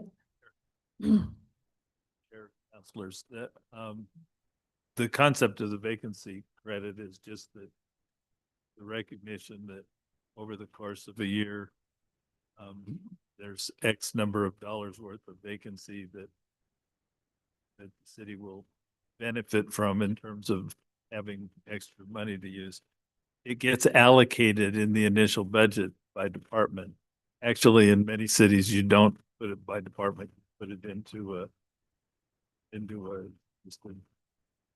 general government kind of category, and you don't spread it to the departments. But these got spread to departments. It looks like we're asking each department to provide that amount of vacancy. We're just saying that it's historically, we have that much vacancy. And so we're recognizing that savings as part of the balancing. But you don't do that, sometimes you'll see cities that think they have to lay people off in order to balance their budgets. And that's not true, because you always have a certain amount of vacancy. So what we've said to all the departments, just like we said yesterday, is that as this year progresses, we find out what our real situation is with GRT and other issues. We will come back with recommendations on how to deal with all of this. We have 300 vacant positions right now. There's the 12% vacancy credits less than that. So we're not overreaching with that. We'll be able to balance. Okay, it sounds though that like there needs some because this is the second time this has come up. There needs to be some clarity with how people actually operate their workload and their departments and their staffing needs. I agree. And that's why this week I sent an email to all of the department heads saying, just operate as normal. This city and other cities use vacancy credits all the time. You just operate like normal. And through the end of the year, it all balances out. The credits don't have to happen within each department. They have to happen across the general fund or the various funds. And it will again, this will certainly work out. But I've asked each of the department heads to not fail to move forward with trying to fill their positions. And we will be able to come back and explain how we cover all that during the course of the year. This is not going to be a problem. Okay, and I mean, I get what you're saying, but again, this is the second time it's come up from the people who are actually running the offices. So I think the question yesterday, if it was yesterday, I can't remember, it might have been 2 days ago, around land use, and could they go out and advertise for those positions? And what I hear you saying is yes. I put out an email yesterday after that discussion. It's actually come up to me with every department head. Okay. Okay, yeah, we've only seen it And- in this chamber twice. And I put out an email and I said, everyone should process vacancies as normal. And it will balance out over the course. Okay, Don't want anybody. yeah, so it's really it's a accounting, budgeting method. Virtually every city in the. Yeah, no, I get it. I mean, I think we all could name lots of places, no, lots of departments or familiarity with positions that, people come, they go, it's a fluid situation, so. I think the mistake we may have made, if it's a mistake, is allocating it by department. Mm, I think if we had just put it into lump sum. a lump sum in a non-departmental category, that would have made it less stress. The other thing that we did that at the last minute, we did freeze those positions. And that exacerbates vacancy credit. But we're even allowing people to move forward on those positions. Yeah, and again, going back to land use, that seems to be I think there's an understanding issue, right? You freeze it and people think they can't fill it, they can't move on it, and yet. And I'm sorry it's been so confusing to people. The freeze is that it's not removed from the budget. It's left in the budget. So it's assumed in the budget that it's not being spent, but it's not going away. They don't have to come back next year and reauthorize the positions. So that's the part that's frozen, but people will be allowed to fill them, and we will find our vacancy credits from the normal historic vacancies that we always have and everyone always has. And do other cities use the term, it's frozen, or it's freezed, or it's on chill, or have we had all kinds of gradations yesterday? It's not a term I've used before, no. But the concept isn't that Yeah. they won't be able to move forward with recruiting if they can. Yeah, so maybe we shouldn't be using the word freeze. I think that was maybe. Yeah. I can see the city attorneys wanting to jump in here. And Mayor Weber counselors, I'm so used to Mayor Weber counselors, Chair Romero Worth counselors. Hey, you works. I think City Manager Scott's been very clear. I agree. I think what this does when you impose it across the board, and some departments have had a higher historic rate than others, is that it kind of distorts the other categories, though, is the problem, because then there's less funding in the other categories because of the shortage in salaries and benefits. So in order to pay for things, I'm having to move things that aren't really there. And it also makes it look like it's more flat than it is. And then we've had cuts in other things to make.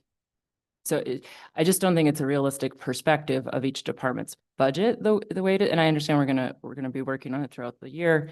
And that, but it just, the change over years is less clear. And how the budget will actually look this year is less clear because we're holding that vacancy on each department, regardless of what their historic vacancy was. So in order for mine to be flat, more things have to be cut. Because I actually was the only department in the city for quite a while that had I had 100% of the positions filled for 8 months of the year. So that was zero vacancy during those times. So in order to fund those people, I was moving funds out of other places. And then we're borrowing from other departments for contracts, and utilities covers their contracts because they can, that are for legal work. And they're also covering training, and the airport's covering training for some of my team because we ran out of funding. I don't have training funding. And then my training budget got cut because I didn't have training 2 years ago, but I am training people this year. But I don't have a historic expenditure of training because I just got funding this year. So I would like to send people to more training, but basically I'm having to beg for money from other departments right now.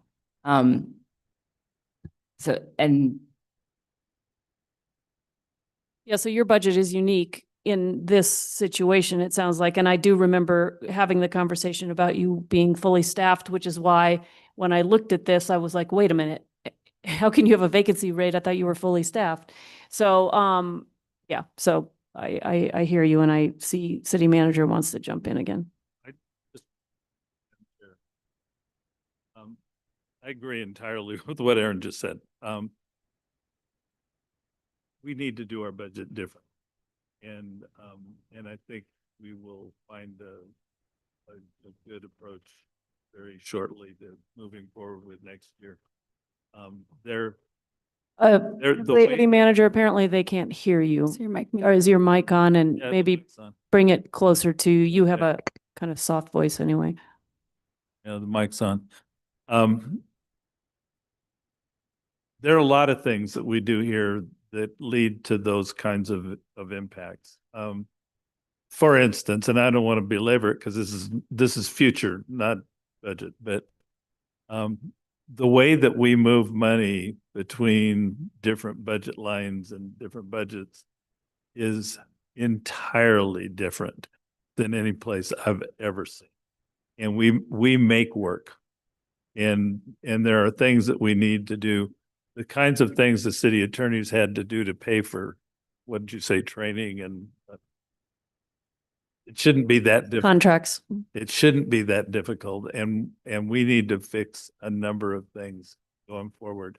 And I look forward to it. I think it'll be fun to see what we can do to make these things more efficient. So, but I think those are really well stated examples of the kinds of problems we've had. And we look forward to working on that. Okay, and I mean, I do think it's good to flag these things so we have a better understanding and of what the problem is, what we've done that's created the problem, how that's impacting your ability to do your work, and then, you know, the future promises to make this different and to resolve some of these things. Okay, Aaron, I think you said you were done, so I'll start in the middle again. Counselor Faulkner. Okay, Counselor Lindell. I don't really have any comments on the budget. I think that the amount of work that office puts out is unbelievable. I'm sorry that we have to put so much of our time and effort into I think that we have people that intentionally bog us down with IPRA requests. And I think that that's a shameful act on their part to be wasting the resources of the city. I think it's intentional. I think it's with a motive. And I'm very, very sorry that that's happening. I think staff has stood up to it well. I think you, Aaron, have stood up to it well. And it's improper, and we all know that. But I think our hands are tied to continue to deal with people that have very, very poor motivation and are not community-minded whatsoever. So we just carry on with it. But I think that I think it's right to call it out and to let people know that we do have people in this community that just continuously use city resources as a way to deal with their own inability to deal with their situation. So that's all I have to say. Thank you, Counselor. Counselor Cassett. Okay, I will be speedy, but thank you for being here. We see you all the time. So I don't have too much in the way of questions. I don't know if this was covered when I was out of the room, but we did a presentation on IPRA the other day. I think that it is important to reiterate, in case somebody new is watching, what you have done, what your team has done in order to deal with the influx of IPRAs and some of the liability that we've had with the fact that IPRA laws are not conducive to city functioning. So can you speak a little bit more to the work that's been happening there? I know you brushed over it quickly with some of the new positions, but there's a lot more happening. Thank you, Council, for the question. And I'll invite Catherine Garcia Gallegos to join me on that question as well.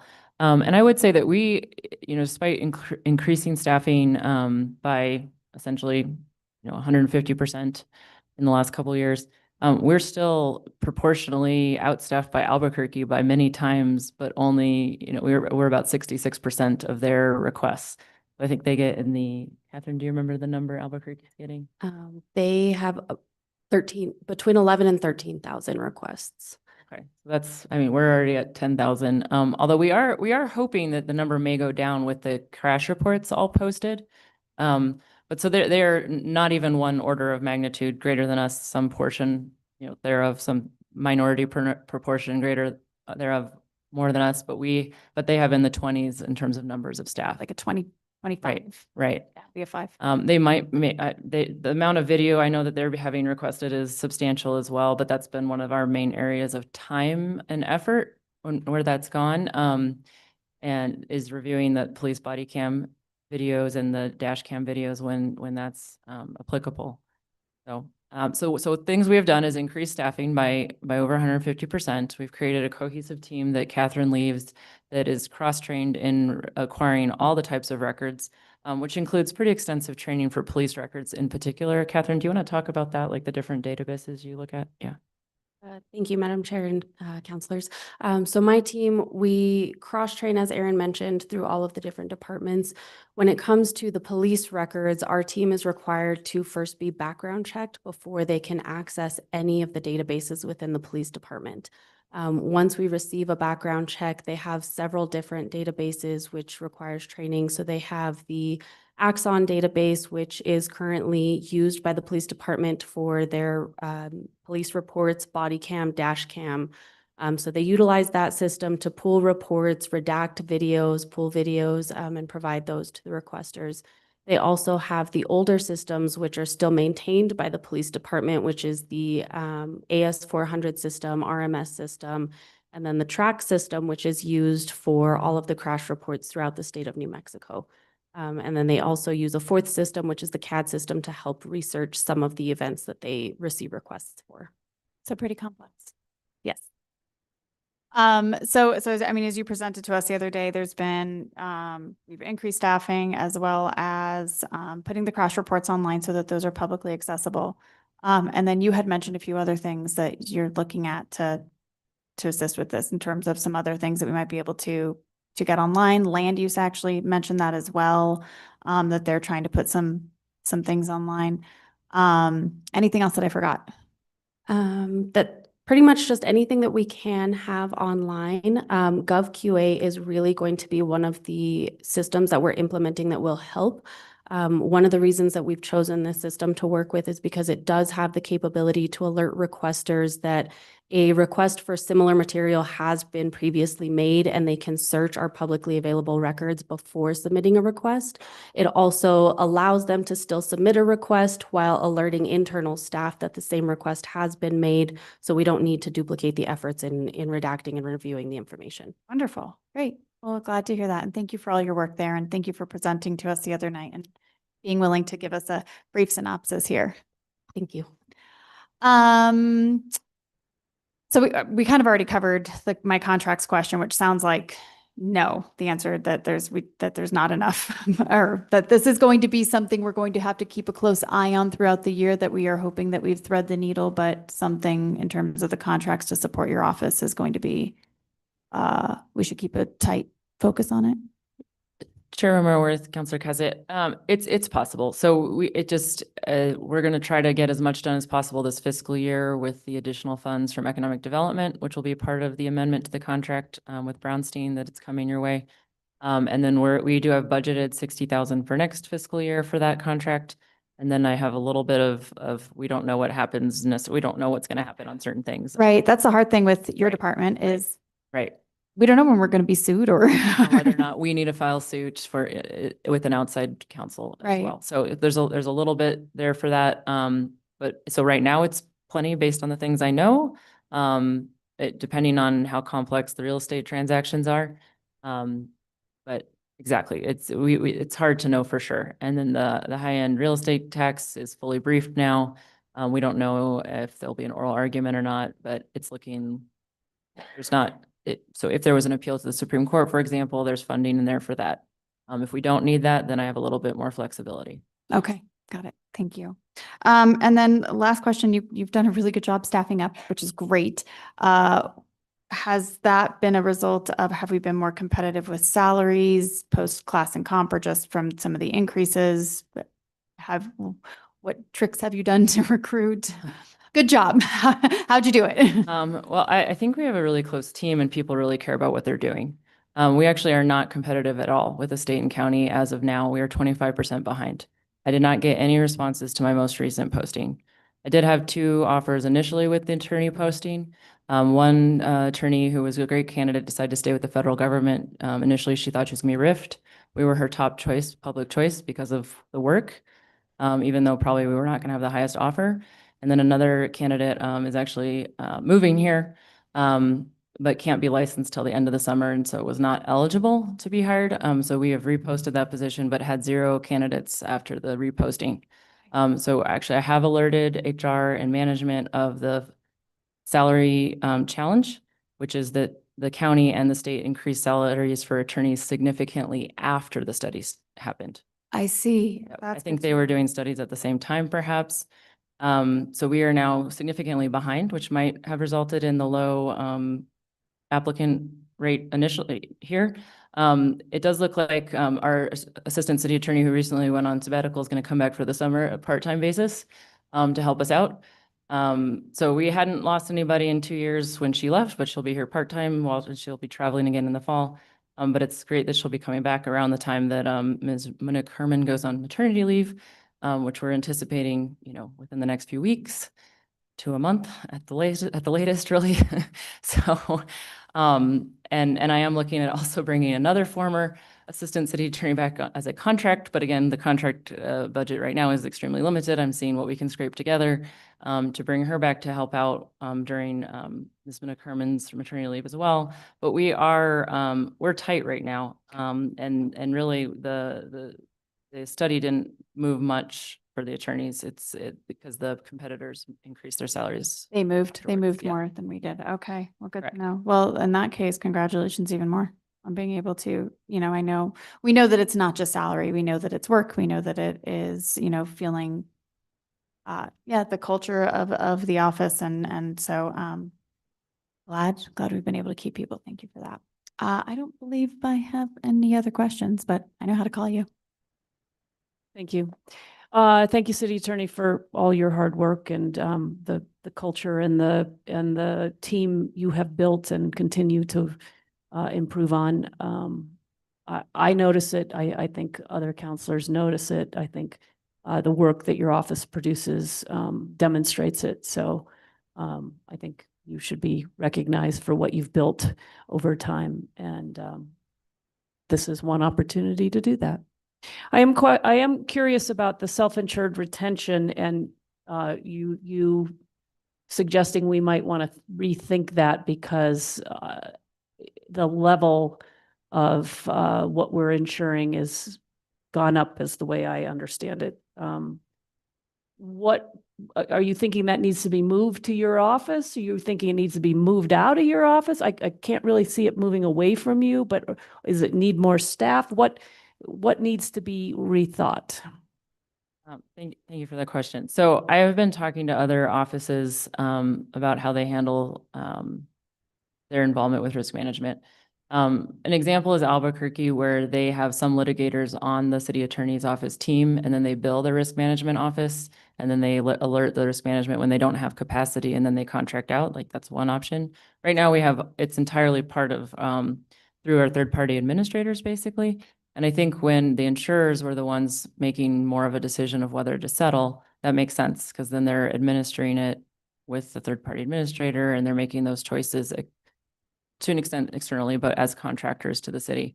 But now we're overseeing outside counsel and we're paying for most everything anyway. So I can see taking more control of that perhaps. And and taking some in-house perhaps to see, like, maybe we have a couple full-time litigators and don't do all the contracts. But I think we need to do a study about how many in-house versus contracts we would want to have and what that would look like. So right now, I don't have enough information to make a specific recommendation, but I think those are some of the options that the city might want to consider. And is your budget going to allow you to look into that, or is that just something you do like on Saturdays, or, you know, is the city manager also interested in this? I see him reaching for his mic. All of the above, including Saturdays. I was at the International Municipal Legal Law Association conference over the last weekend with Marcus Martinez. And yes, we did hang out with some of the Albuquerque attorneys on Saturday, literally. So, and did talk to them about some of the things they're doing and shared ideas, and attorneys from across the country. Not on that subject specifically, but yes, we were talking about other models with other attorneys. And yes, we've raised it. We're talking about it actively with City Manager Scott, but I think he's got maybe some more to say about that. Yeah, and I made the Saturday comment as a joke, of course, my dry humor, but I know you work very hard, pretty much round the clock, because I've spoken to you almost round the clock in the last in my term of service here. So anyway, I was being silly. Over to you, City Manager. I'll be silly too. I was going to ask when Saturday quit being a work day. I'm going to eat this thing. I agree. We need to figure out how best to do this. There's lots of different ways that it's done. There's no way to do it without being very closely involved with the city attorney's office. We're recruiting a risk and safety director. We need to get clear on what the job duties are, but all of that needs to come together. It's way too big an issue, cost issue, for us not to very intentionally structure this. It's coming. Yep. Okay, well, I think I'm glad you flagged it as an issue and something that you know, everybody up here can be aware of as you start to look at how best to meet the need. I think that's important. So I guess I should clarify. The one thing you mentioned that isn't accurate is there's not money in my budget to do a study about that. right. Yeah. Well, and it didn't sound like it was I mean, do you need a formal study, or this is sort of you all need to put your heads together and make some calls and talk to some people is what it sort of sounded like. I don't know that it didn't sound to me like it rises to the level of a formal study. I don't have an answer for that, but Yeah. it sounds like city manager doesn't think so. So that's great. Yeah, I mean, it sounds like, you know, you need to have some conversations and figure out what it is we're going to do. And this is the kind of thing too, that it probably evolves over time, right? You look at what you think is the right match for the city and the city's needs, and you try some things and you know, see if they work and continue to build on them. It's in my mind, it's sort of a fluid thing. So, okay. All right, I don't think we have any more questions, and I really would like to get through the rest of these budgets by 12:30, because I think we can do it, and I'm hoping, but but let's take care of this one thing first. Oh, we're not going to vote on these. We're not voting on this one. All right, I was going to ask for a motion, but so we're not going to do that. So we'll go to, so essentially we have left the mayor's office, the city council, the city manager, internal audit, risk management and safety. All right. Thank you for everyone's time. Yes, thank you. Appreciate it. All right, maybe we can't. So what do you want to do here? I don't know that we can postpone till Monday because can we? This is an Armenia question because of when we post the agendas. Have we posted the Monday agenda yet? And Director Oster had to step out, so Armenia is filling in. Thank you for being here. Madam Chair, we have not posted the Monday agenda yet. That will be posted later this afternoon. So I will leave that up to you and the mayor and city manager on how to decide on the rest of the schedule. Okay, so I guess the other thing, Monday, you told me earlier, we have affordable housing, economic development, and airport. That's quite a bit. So I'm just concerned that, yeah, we probably need to get through these budgets today. They're short. Yeah, I do think they're short, even though there's like 5 of them. But I think it's also a committee question. I know you all have things you're trying to do with what you thought would be a lunch break. So do you want to go till 12:30 and then do a break for lunch and then we'll come back for whatever we have to do, or? I know you do. Rather break now and come back. Okay, and we're going to be losing Counselor Faulkner for the after lunch, so it'll be the 3 of us. And she'll try to zoom in, but unclear whether she'll be able to. We'll can be back at 1:15. Okay. All right. Why don't we then just break and we'll be back at 1:15 and we'll finish all these budgets today and then we'll keep the workload manageable. And I think we've got some lunch for everybody, so stick around if you can.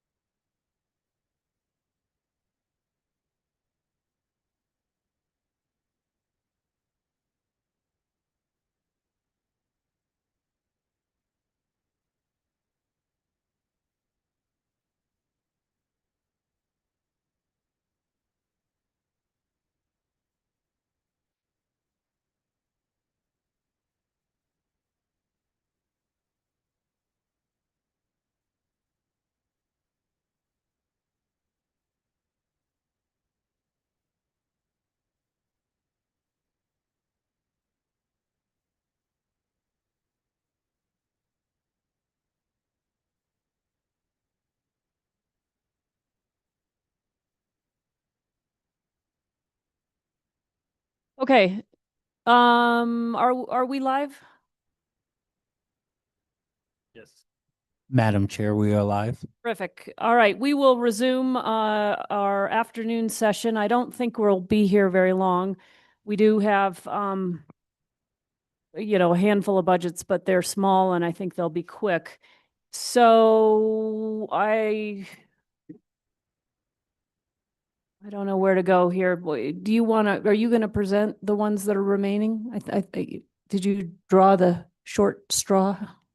Madam Chair, I will start by doing a real quick overview of Mayor's Office, City Council, City Manager, internal audit, Okay, that'd be great. and then we'll do risk and safety separate. Perfect. So if we can put up that one single little nothing slide. There it is. I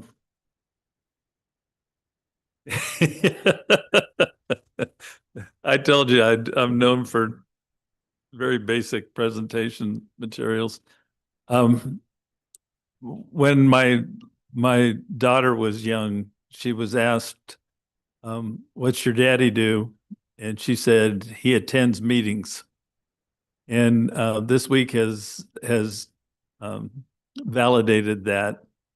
But I bring that up because in terms of presenting general government, the mayor's office, city council, city manager, I think you all know what we do.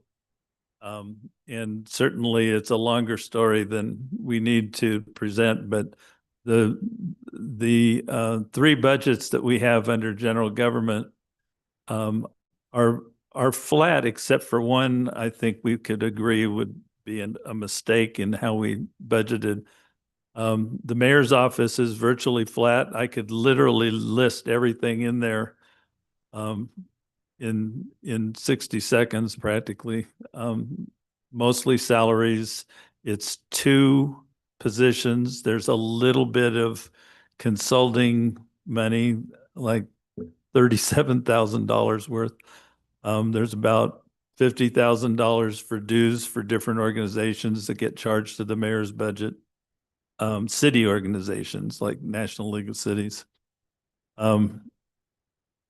And that's just about it. There's charges for services, there's allocations for liability, insurance, there's all those kinds of issues, but it's a very small flat budget. The city, I'm going to skip city council for a second. The city manager's budget, we have within the manager's budget, the city manager, a vacant deputy city manager, a vacant director of equity and inclusion. We can talk about that. And the communications director, Regina Ruiz, is budgeted there, I believe. That constitutes the biggest portion of the manager's budget. The internal audit, the whole internal audit budget is just $150,000.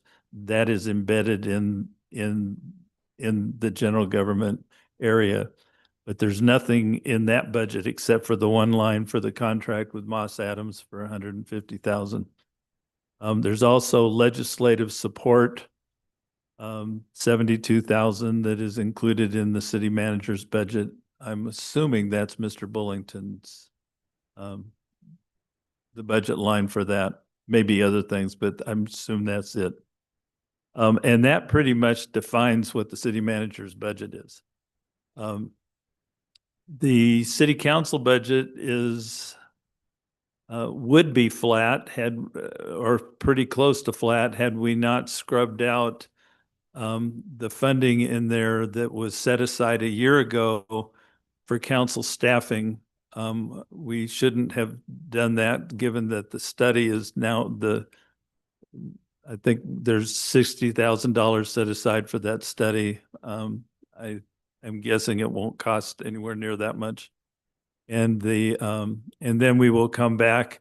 And when we know what the council decides to do, then my recommendation would be to replace these funds.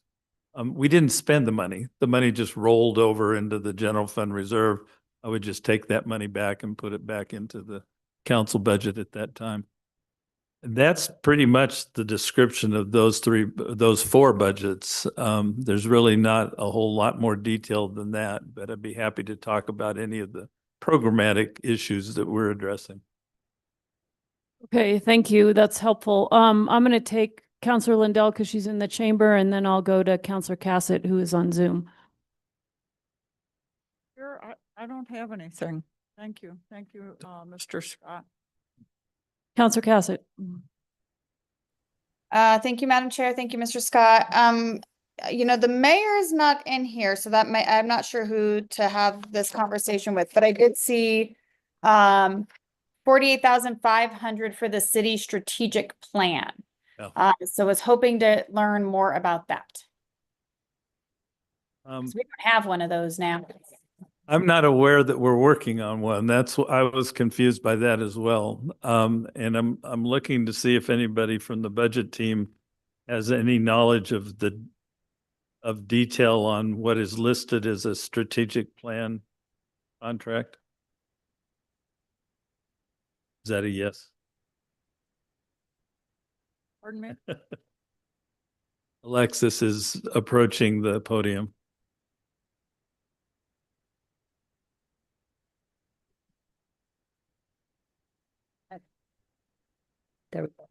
There's been some conversation about doing a strategic plan, and part of it has been around budgeting and some of the other planning issues. So I believe that's why we kept money in there for the strategic plan.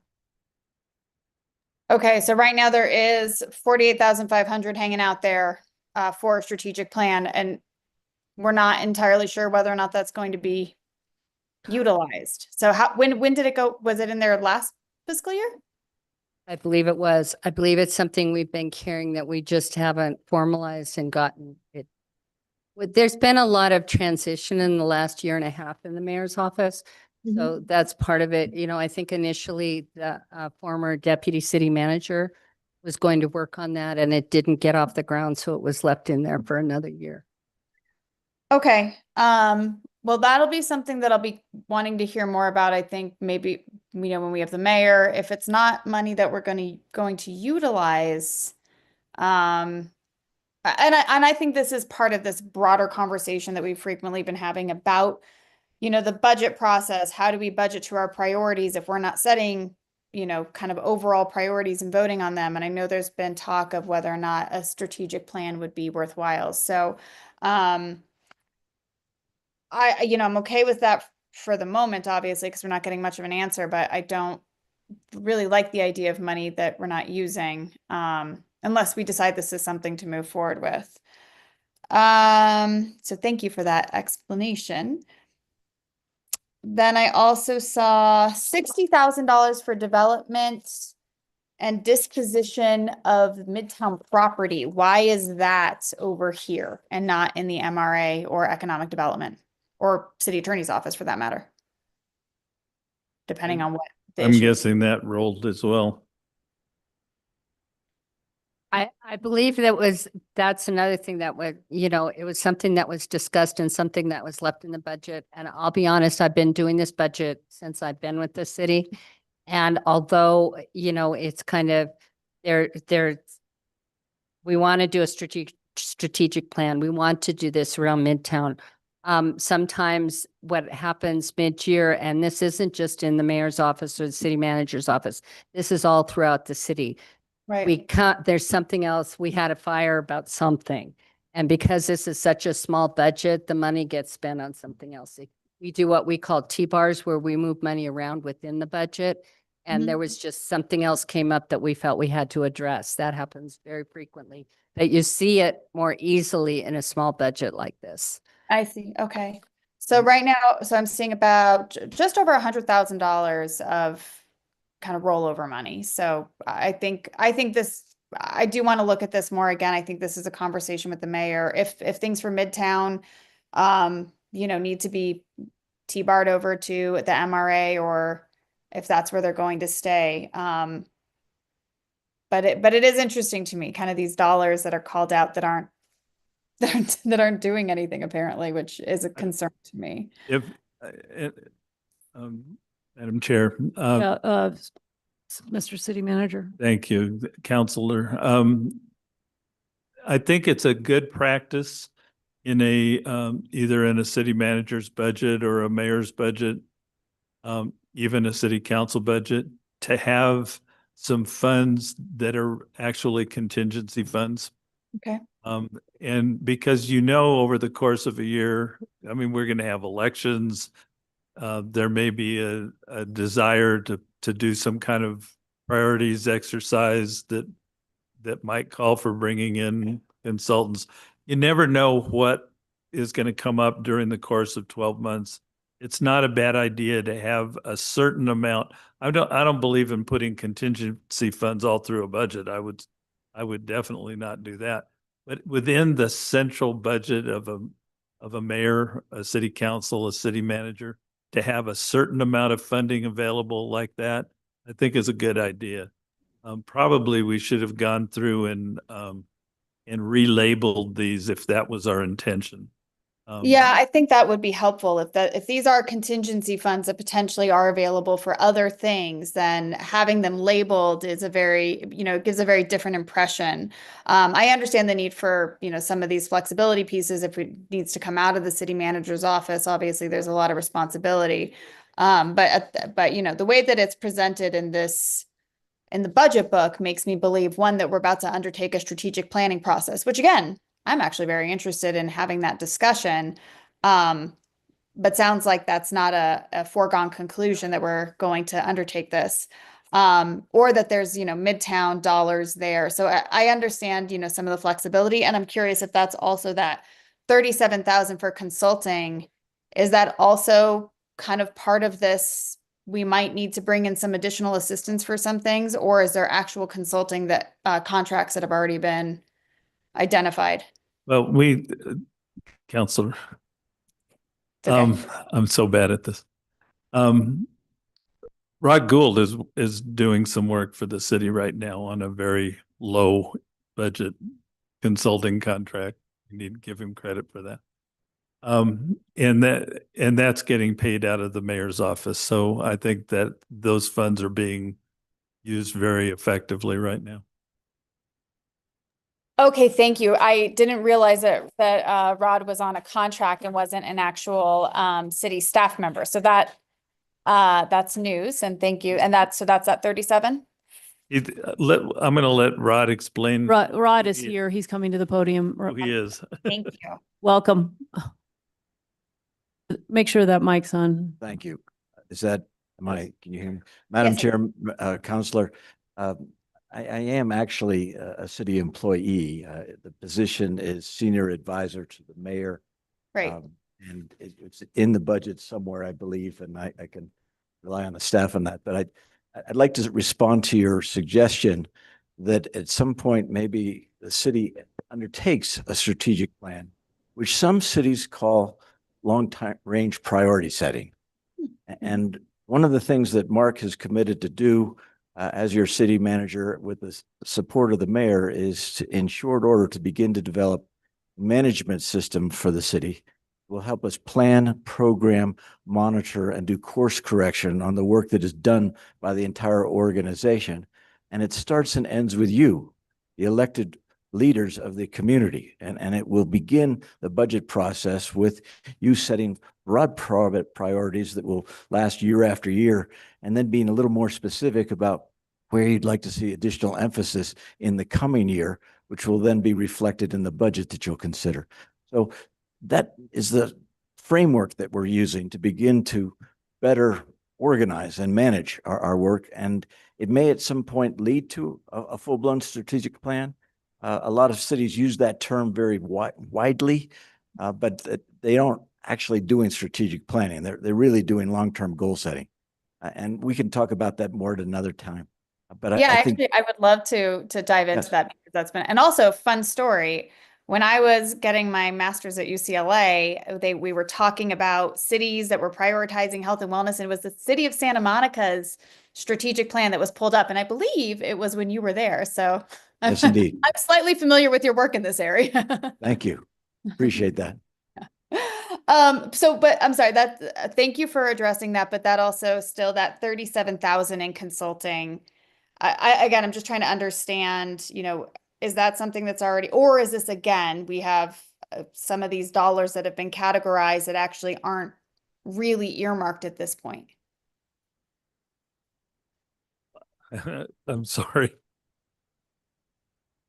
I'm reading the budget book here. So, Mr. City Manager. I saw Rod get up and I thought he was coming to the microphone and he was walking to the back of the room. Yeah, I think you put your finger on it.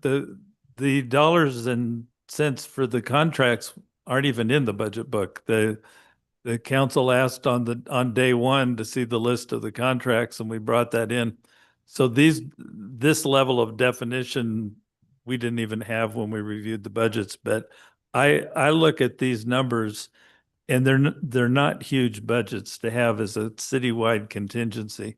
I mean, there are a lot of places during the course of a year that a city might want to pull some dollars, and having, $180,000 or $150,000 set aside for this, I think is not a bad budgeting strategy. Yeah, and I'm definitely not concerned about that. It really has to do, again, more with what are we calling it? And it did give me an impression that there were certain activities that were occurring and that were assigned to these dollars, which is not the case.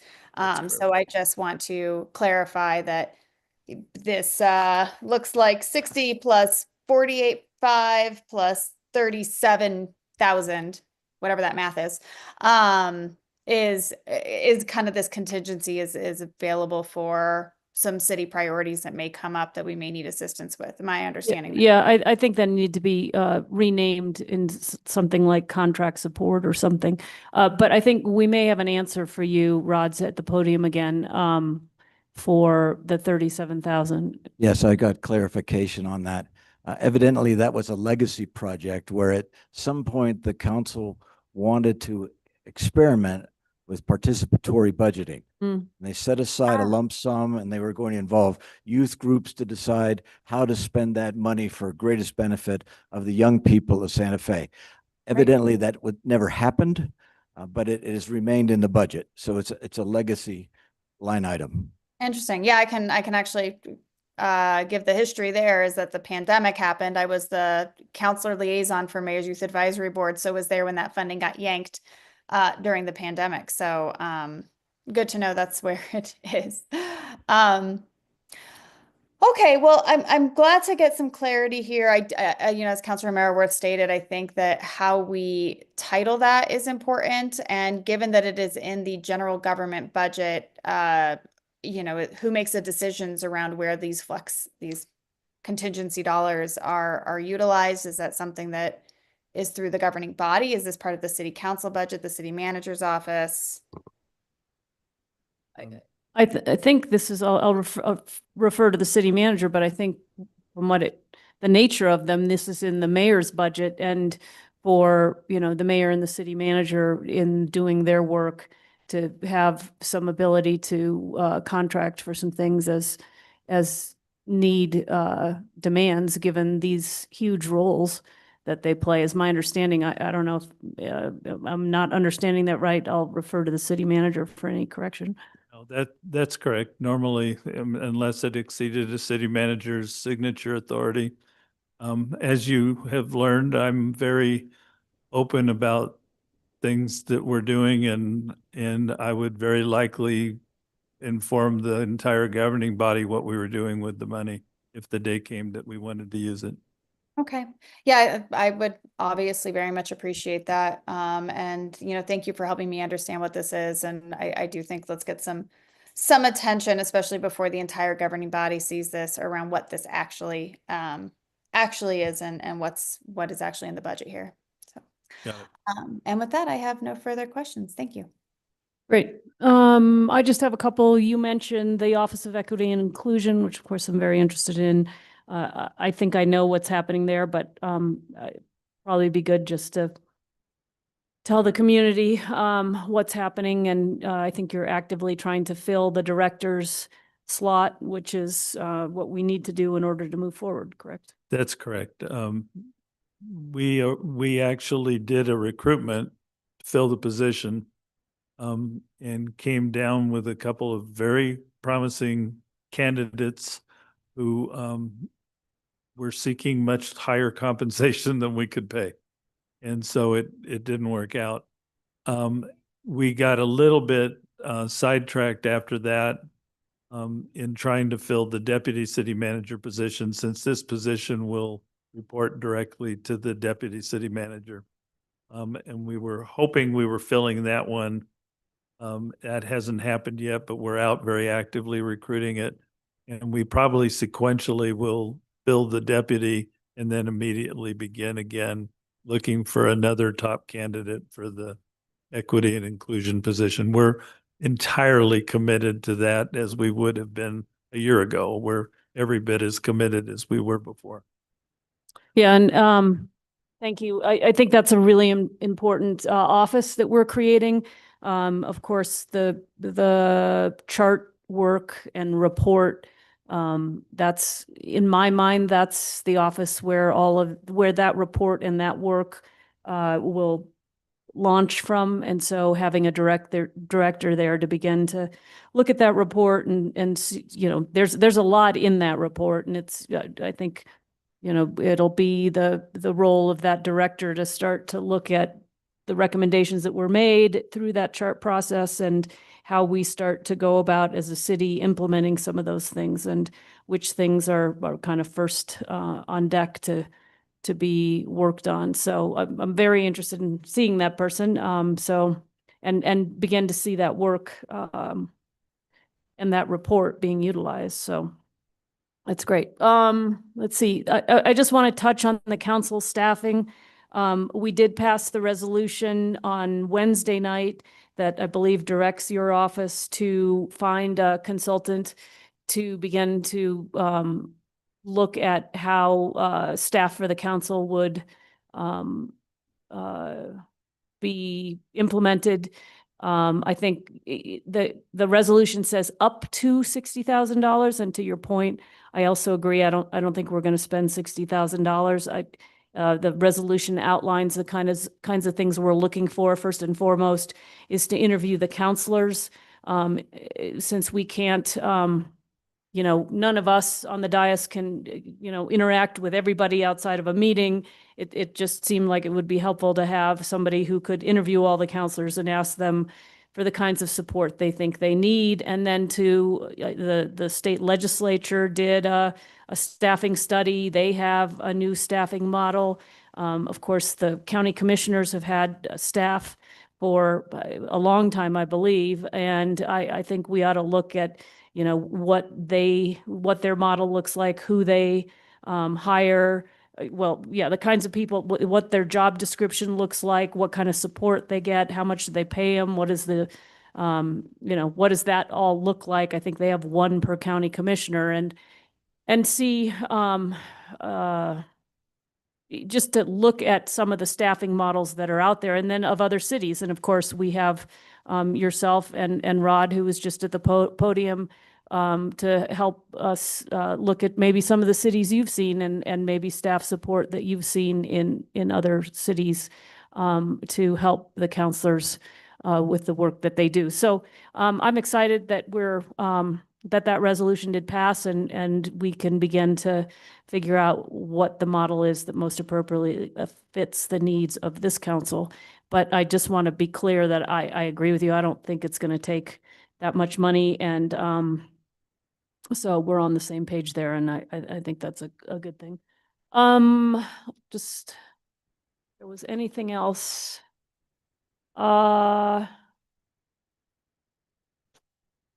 Okay, I think, so we're going to talk about risk next. Okay, and so in your office, Mr. City Manager, you have a deputy slot, and you have a risk management is under you. Do you have another slot beyond that?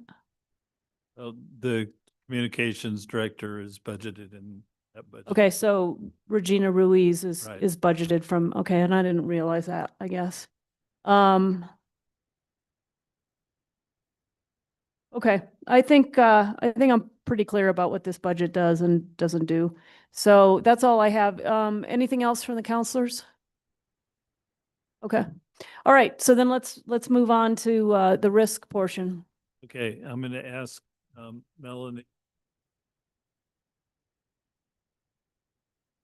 Great.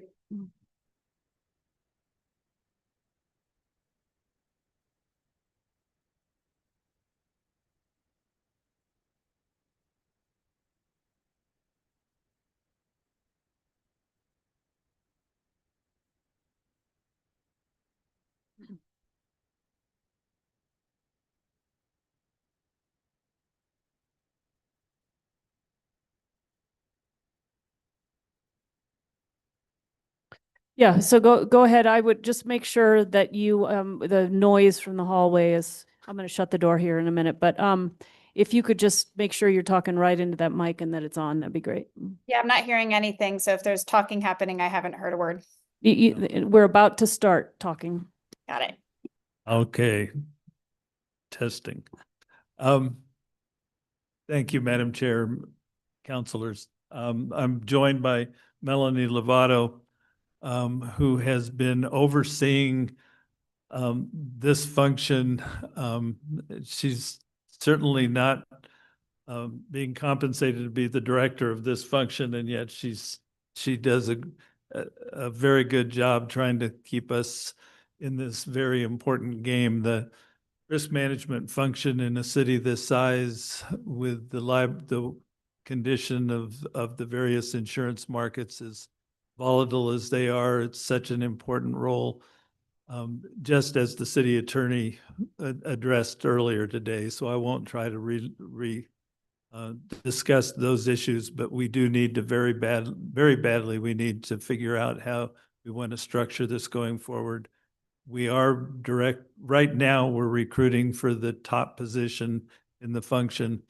I'm a little unclear as to what the title will end up, but the top position in the function is, we actually have an executive search firm doing that search as we speak. Can you go to the next slide?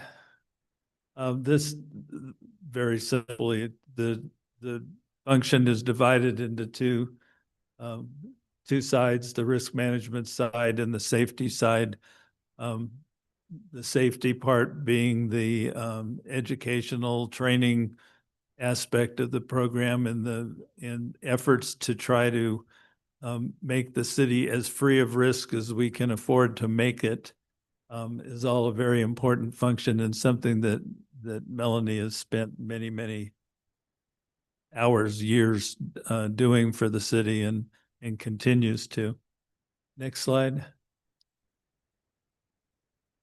Description of services. I think you're familiar with what this function does. Melanie's able to go into great detail if you'd like, but it's when people talk about risk management, it's not only the safety side, it's also managing all the claims and the insurance procurement. That's a big part of this function, is just trying to keep us in the market. The city attorney talked about the self-insured retention having climbed as high as it has, and I think that's something that we very urgently need to take a better look at. Lots and lots of cities operate out of risk pools. We choose here to be self-insured, and there's both good sides and bad sides of that, but frankly, finding a risk pool that we would fit in, it would be a bit of a challenge. So you really don't want to just join any risk pool. You want to join, if you join a risk pool, you want to join one that you are very similar in respects to the other agencies. And that's hard to do in this market. So there are just a lot of things that the risk staff performs right now, and I'm going to let Melanie jump in. I think, why don't you describe the number of staff we have at this point? There is currently 3 of us in the risk and safety office. And how many vacancies? We currently have 3 vacancies. We currently have 3 vacancies. One of them being the director position. One of them being head of the safety function. The safety specialist. And Andy's behind me and my neck doesn't turn that easily. You can let me know if in fact there is a sixth position that's in the budget. I'm not sure if there is. Is he saying yes? Yeah, I don't know. Andy, will you come on down and help us understand? This is interesting. I thought this was a one-woman show. I didn't realize that there was this much vacancy, and yeah, that's, in terms of capacity, that's kind of significant. Madam Chair, councilors, there are currently in the risk management function itself, there are two positions right now. There's Melanie's position, the risk analyst, and then a vacant risk manager. Then on the other positions would be on the safety side, where we have an administrative assistant confidential that's filled, a workers' comp manager that is filled, and a vacant safety specialist senior. 5 across all of risk and safety. Okay, hold on. Whereas, I want to write this down. So we've got two in risk. We've got Melanie, and then we have the manager position, which is like the lead, right? And that's for risk. yes, although there is actually a position above that, there is a risk and safety, it's called a health and safety compliance officer. Last year, that was actually moved into the general fund under the city manager's office. But that is the position that is my understanding that is supposed to be overseeing all of risk and safety. And then on the safety side, we have 3 positions. The administrative assistant confidential, a workers' comp manager, and a safety specialist senior. And none of those are filled? Madam Chair, 2 of them are filled. The administrative assistant confidential and the workers' comp manager are currently filled. The safety specialist senior is vacant. Okay, interesting. Thank you. So there's one vacancy on both sides. Okay. Okay, that's helpful. I didn't realize it was so big. Or so small. Well, the task is big. Yeah. And that's why we need to completely reassess this function and build it in the fashion that we need in order to operate this as well as we can. And as the city attorney said, there's a legal side as well. Yeah. And we need to make sure that we've adequately staffed that. I completely agree with her. We need to evaluate the use of contract versus in-house attorneys, and that's the task for this coming year. Okay, and yeah, so I'm preempting my co-counselors here, but so this is in terms of shaping this is the work that we were talking with the city attorney earlier about, the 2 of you kind of putting your heads together with others to figure out whether this is the right number of staff and the right types of staff, and so this office and what she was talking about, these are the things that you'll be molding. Yes. Okay. And there are numerous models that even in my career that I've seen in different places. And I think we know that I would say that on the safety side, what we've done has actually been more aggressive than many of the places where I've worked. And on the risk side, we really need to assess it very carefully, bottom to top and top down. And we will do that. And I don't think we need to have an expensive study. I think we just need to sit down, go through the options and report back to the governing body. Yeah, this is an area I'd like to see us make some headway in, and I'd like to know more about. It's always been sort of a mystery to me, and I didn't really understand. And I know at one point we did hear kind of a risk report about kind of the claims that we'd been been paying out and the kinds of things that we'd been seeing, and I feel like we've only, in the time I've been here, I think we've only seen that once that I remember. it was a very interesting, I learned how dangerous weed whackers are, so it was one of my takeaways, right? And so now every time I see a weed whacker, I, stop my car until they stop, or I take the other street or whatever. But I guess I had underappreciated, how dangerous those things are. So, but this is an area I think I would love to know more and see us do some things in. And the fact that it's, to me, a kind of an unknown suggests that there's a lot of room for bringing this up to the surface some more. Yeah, Madam Chair, there's a couple other things I would mention. One is that, there's so many different kinds of risk liability that Yeah. Workers' comp is another Mhm. entire arena. Yep. We have been pleased this year that on our going out and getting quotes, that we've been getting rates that we've been getting. I mean, a year ago, I think Andy would confirm this, we may have budgeted higher than we needed to, in response to the market being so volatile. And in fact, when you see some of the reduction in the budget, it's driven more by the fact we may have over budgeted a year ago than that we're performing better, or that we're somehow lowering our risk liability levels. We actually have gotten good quotes, feel good about going forward. What we're not doing is we're not building up the liability reserve. It's about $2 million, I think, right now, which is good, but I think in this market, you'd want to build that maybe in some of the other areas as well. And so there are a number of very important issues that we need to address, and that's why it's such a high priority. Yes, that's good to know. All right. Did you have anything else? And then I'll go to the counselors. Counselor Lindell, did you have anything on this matter? Okay. Counselor Cassett? No, but I agree that this is definitely something that we should probably have some more information about it, maybe presentations or something along the lines, because it is important. And I am glad that we are not wanting to undertake a study for this, that this is just going to be a conversation around, how do we,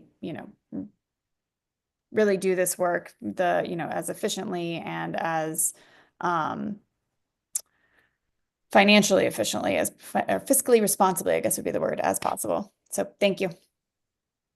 Yeah, that's a good point too. All right, thank you. I think, have we done all of the pieces of general government? I think that's all of general government. I think it is too, but let me just consult my book here.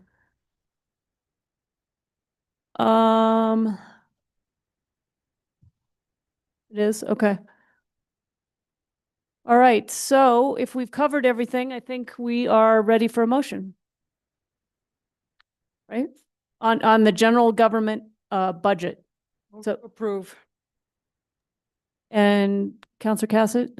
I will second, with the caveat of wanting to get that line item clarified somewhere. The one for the mayor's budget. Yes. Yeah, and I think we can talk about that on Monday. Kind of when and if not Monday, Tuesday, when we do the, kind of last minute conversation before we vote on the overall budget. So I think there'll be a couple of opportunities to get a little bit more information. Wonderful. Okay, so we have a motion and a second, and because we have a counselor on Zoom, anyway, we've been doing roll call votes, so we'll do a roll call vote. Certainly, Madam Chair. So I have a motion from Counselor Lindell and a second from Counselor Cassett. Yes. Roll call. Counselor Cassett? Yes. Counselor Lindell? Counselor Faulkner is excused. Yes, she is. Chair Romero-Worth? Yes. And that motion passes. All right, terrific. So we got through these two budgets.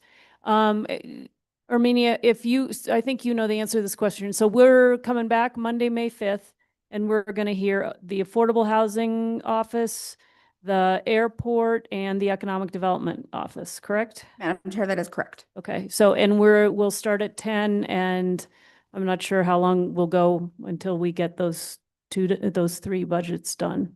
So, okay. I think unless there's anything else from the counselors, I think we've completed our work for the day. Yay! All right, we're adjourned. Thank you all.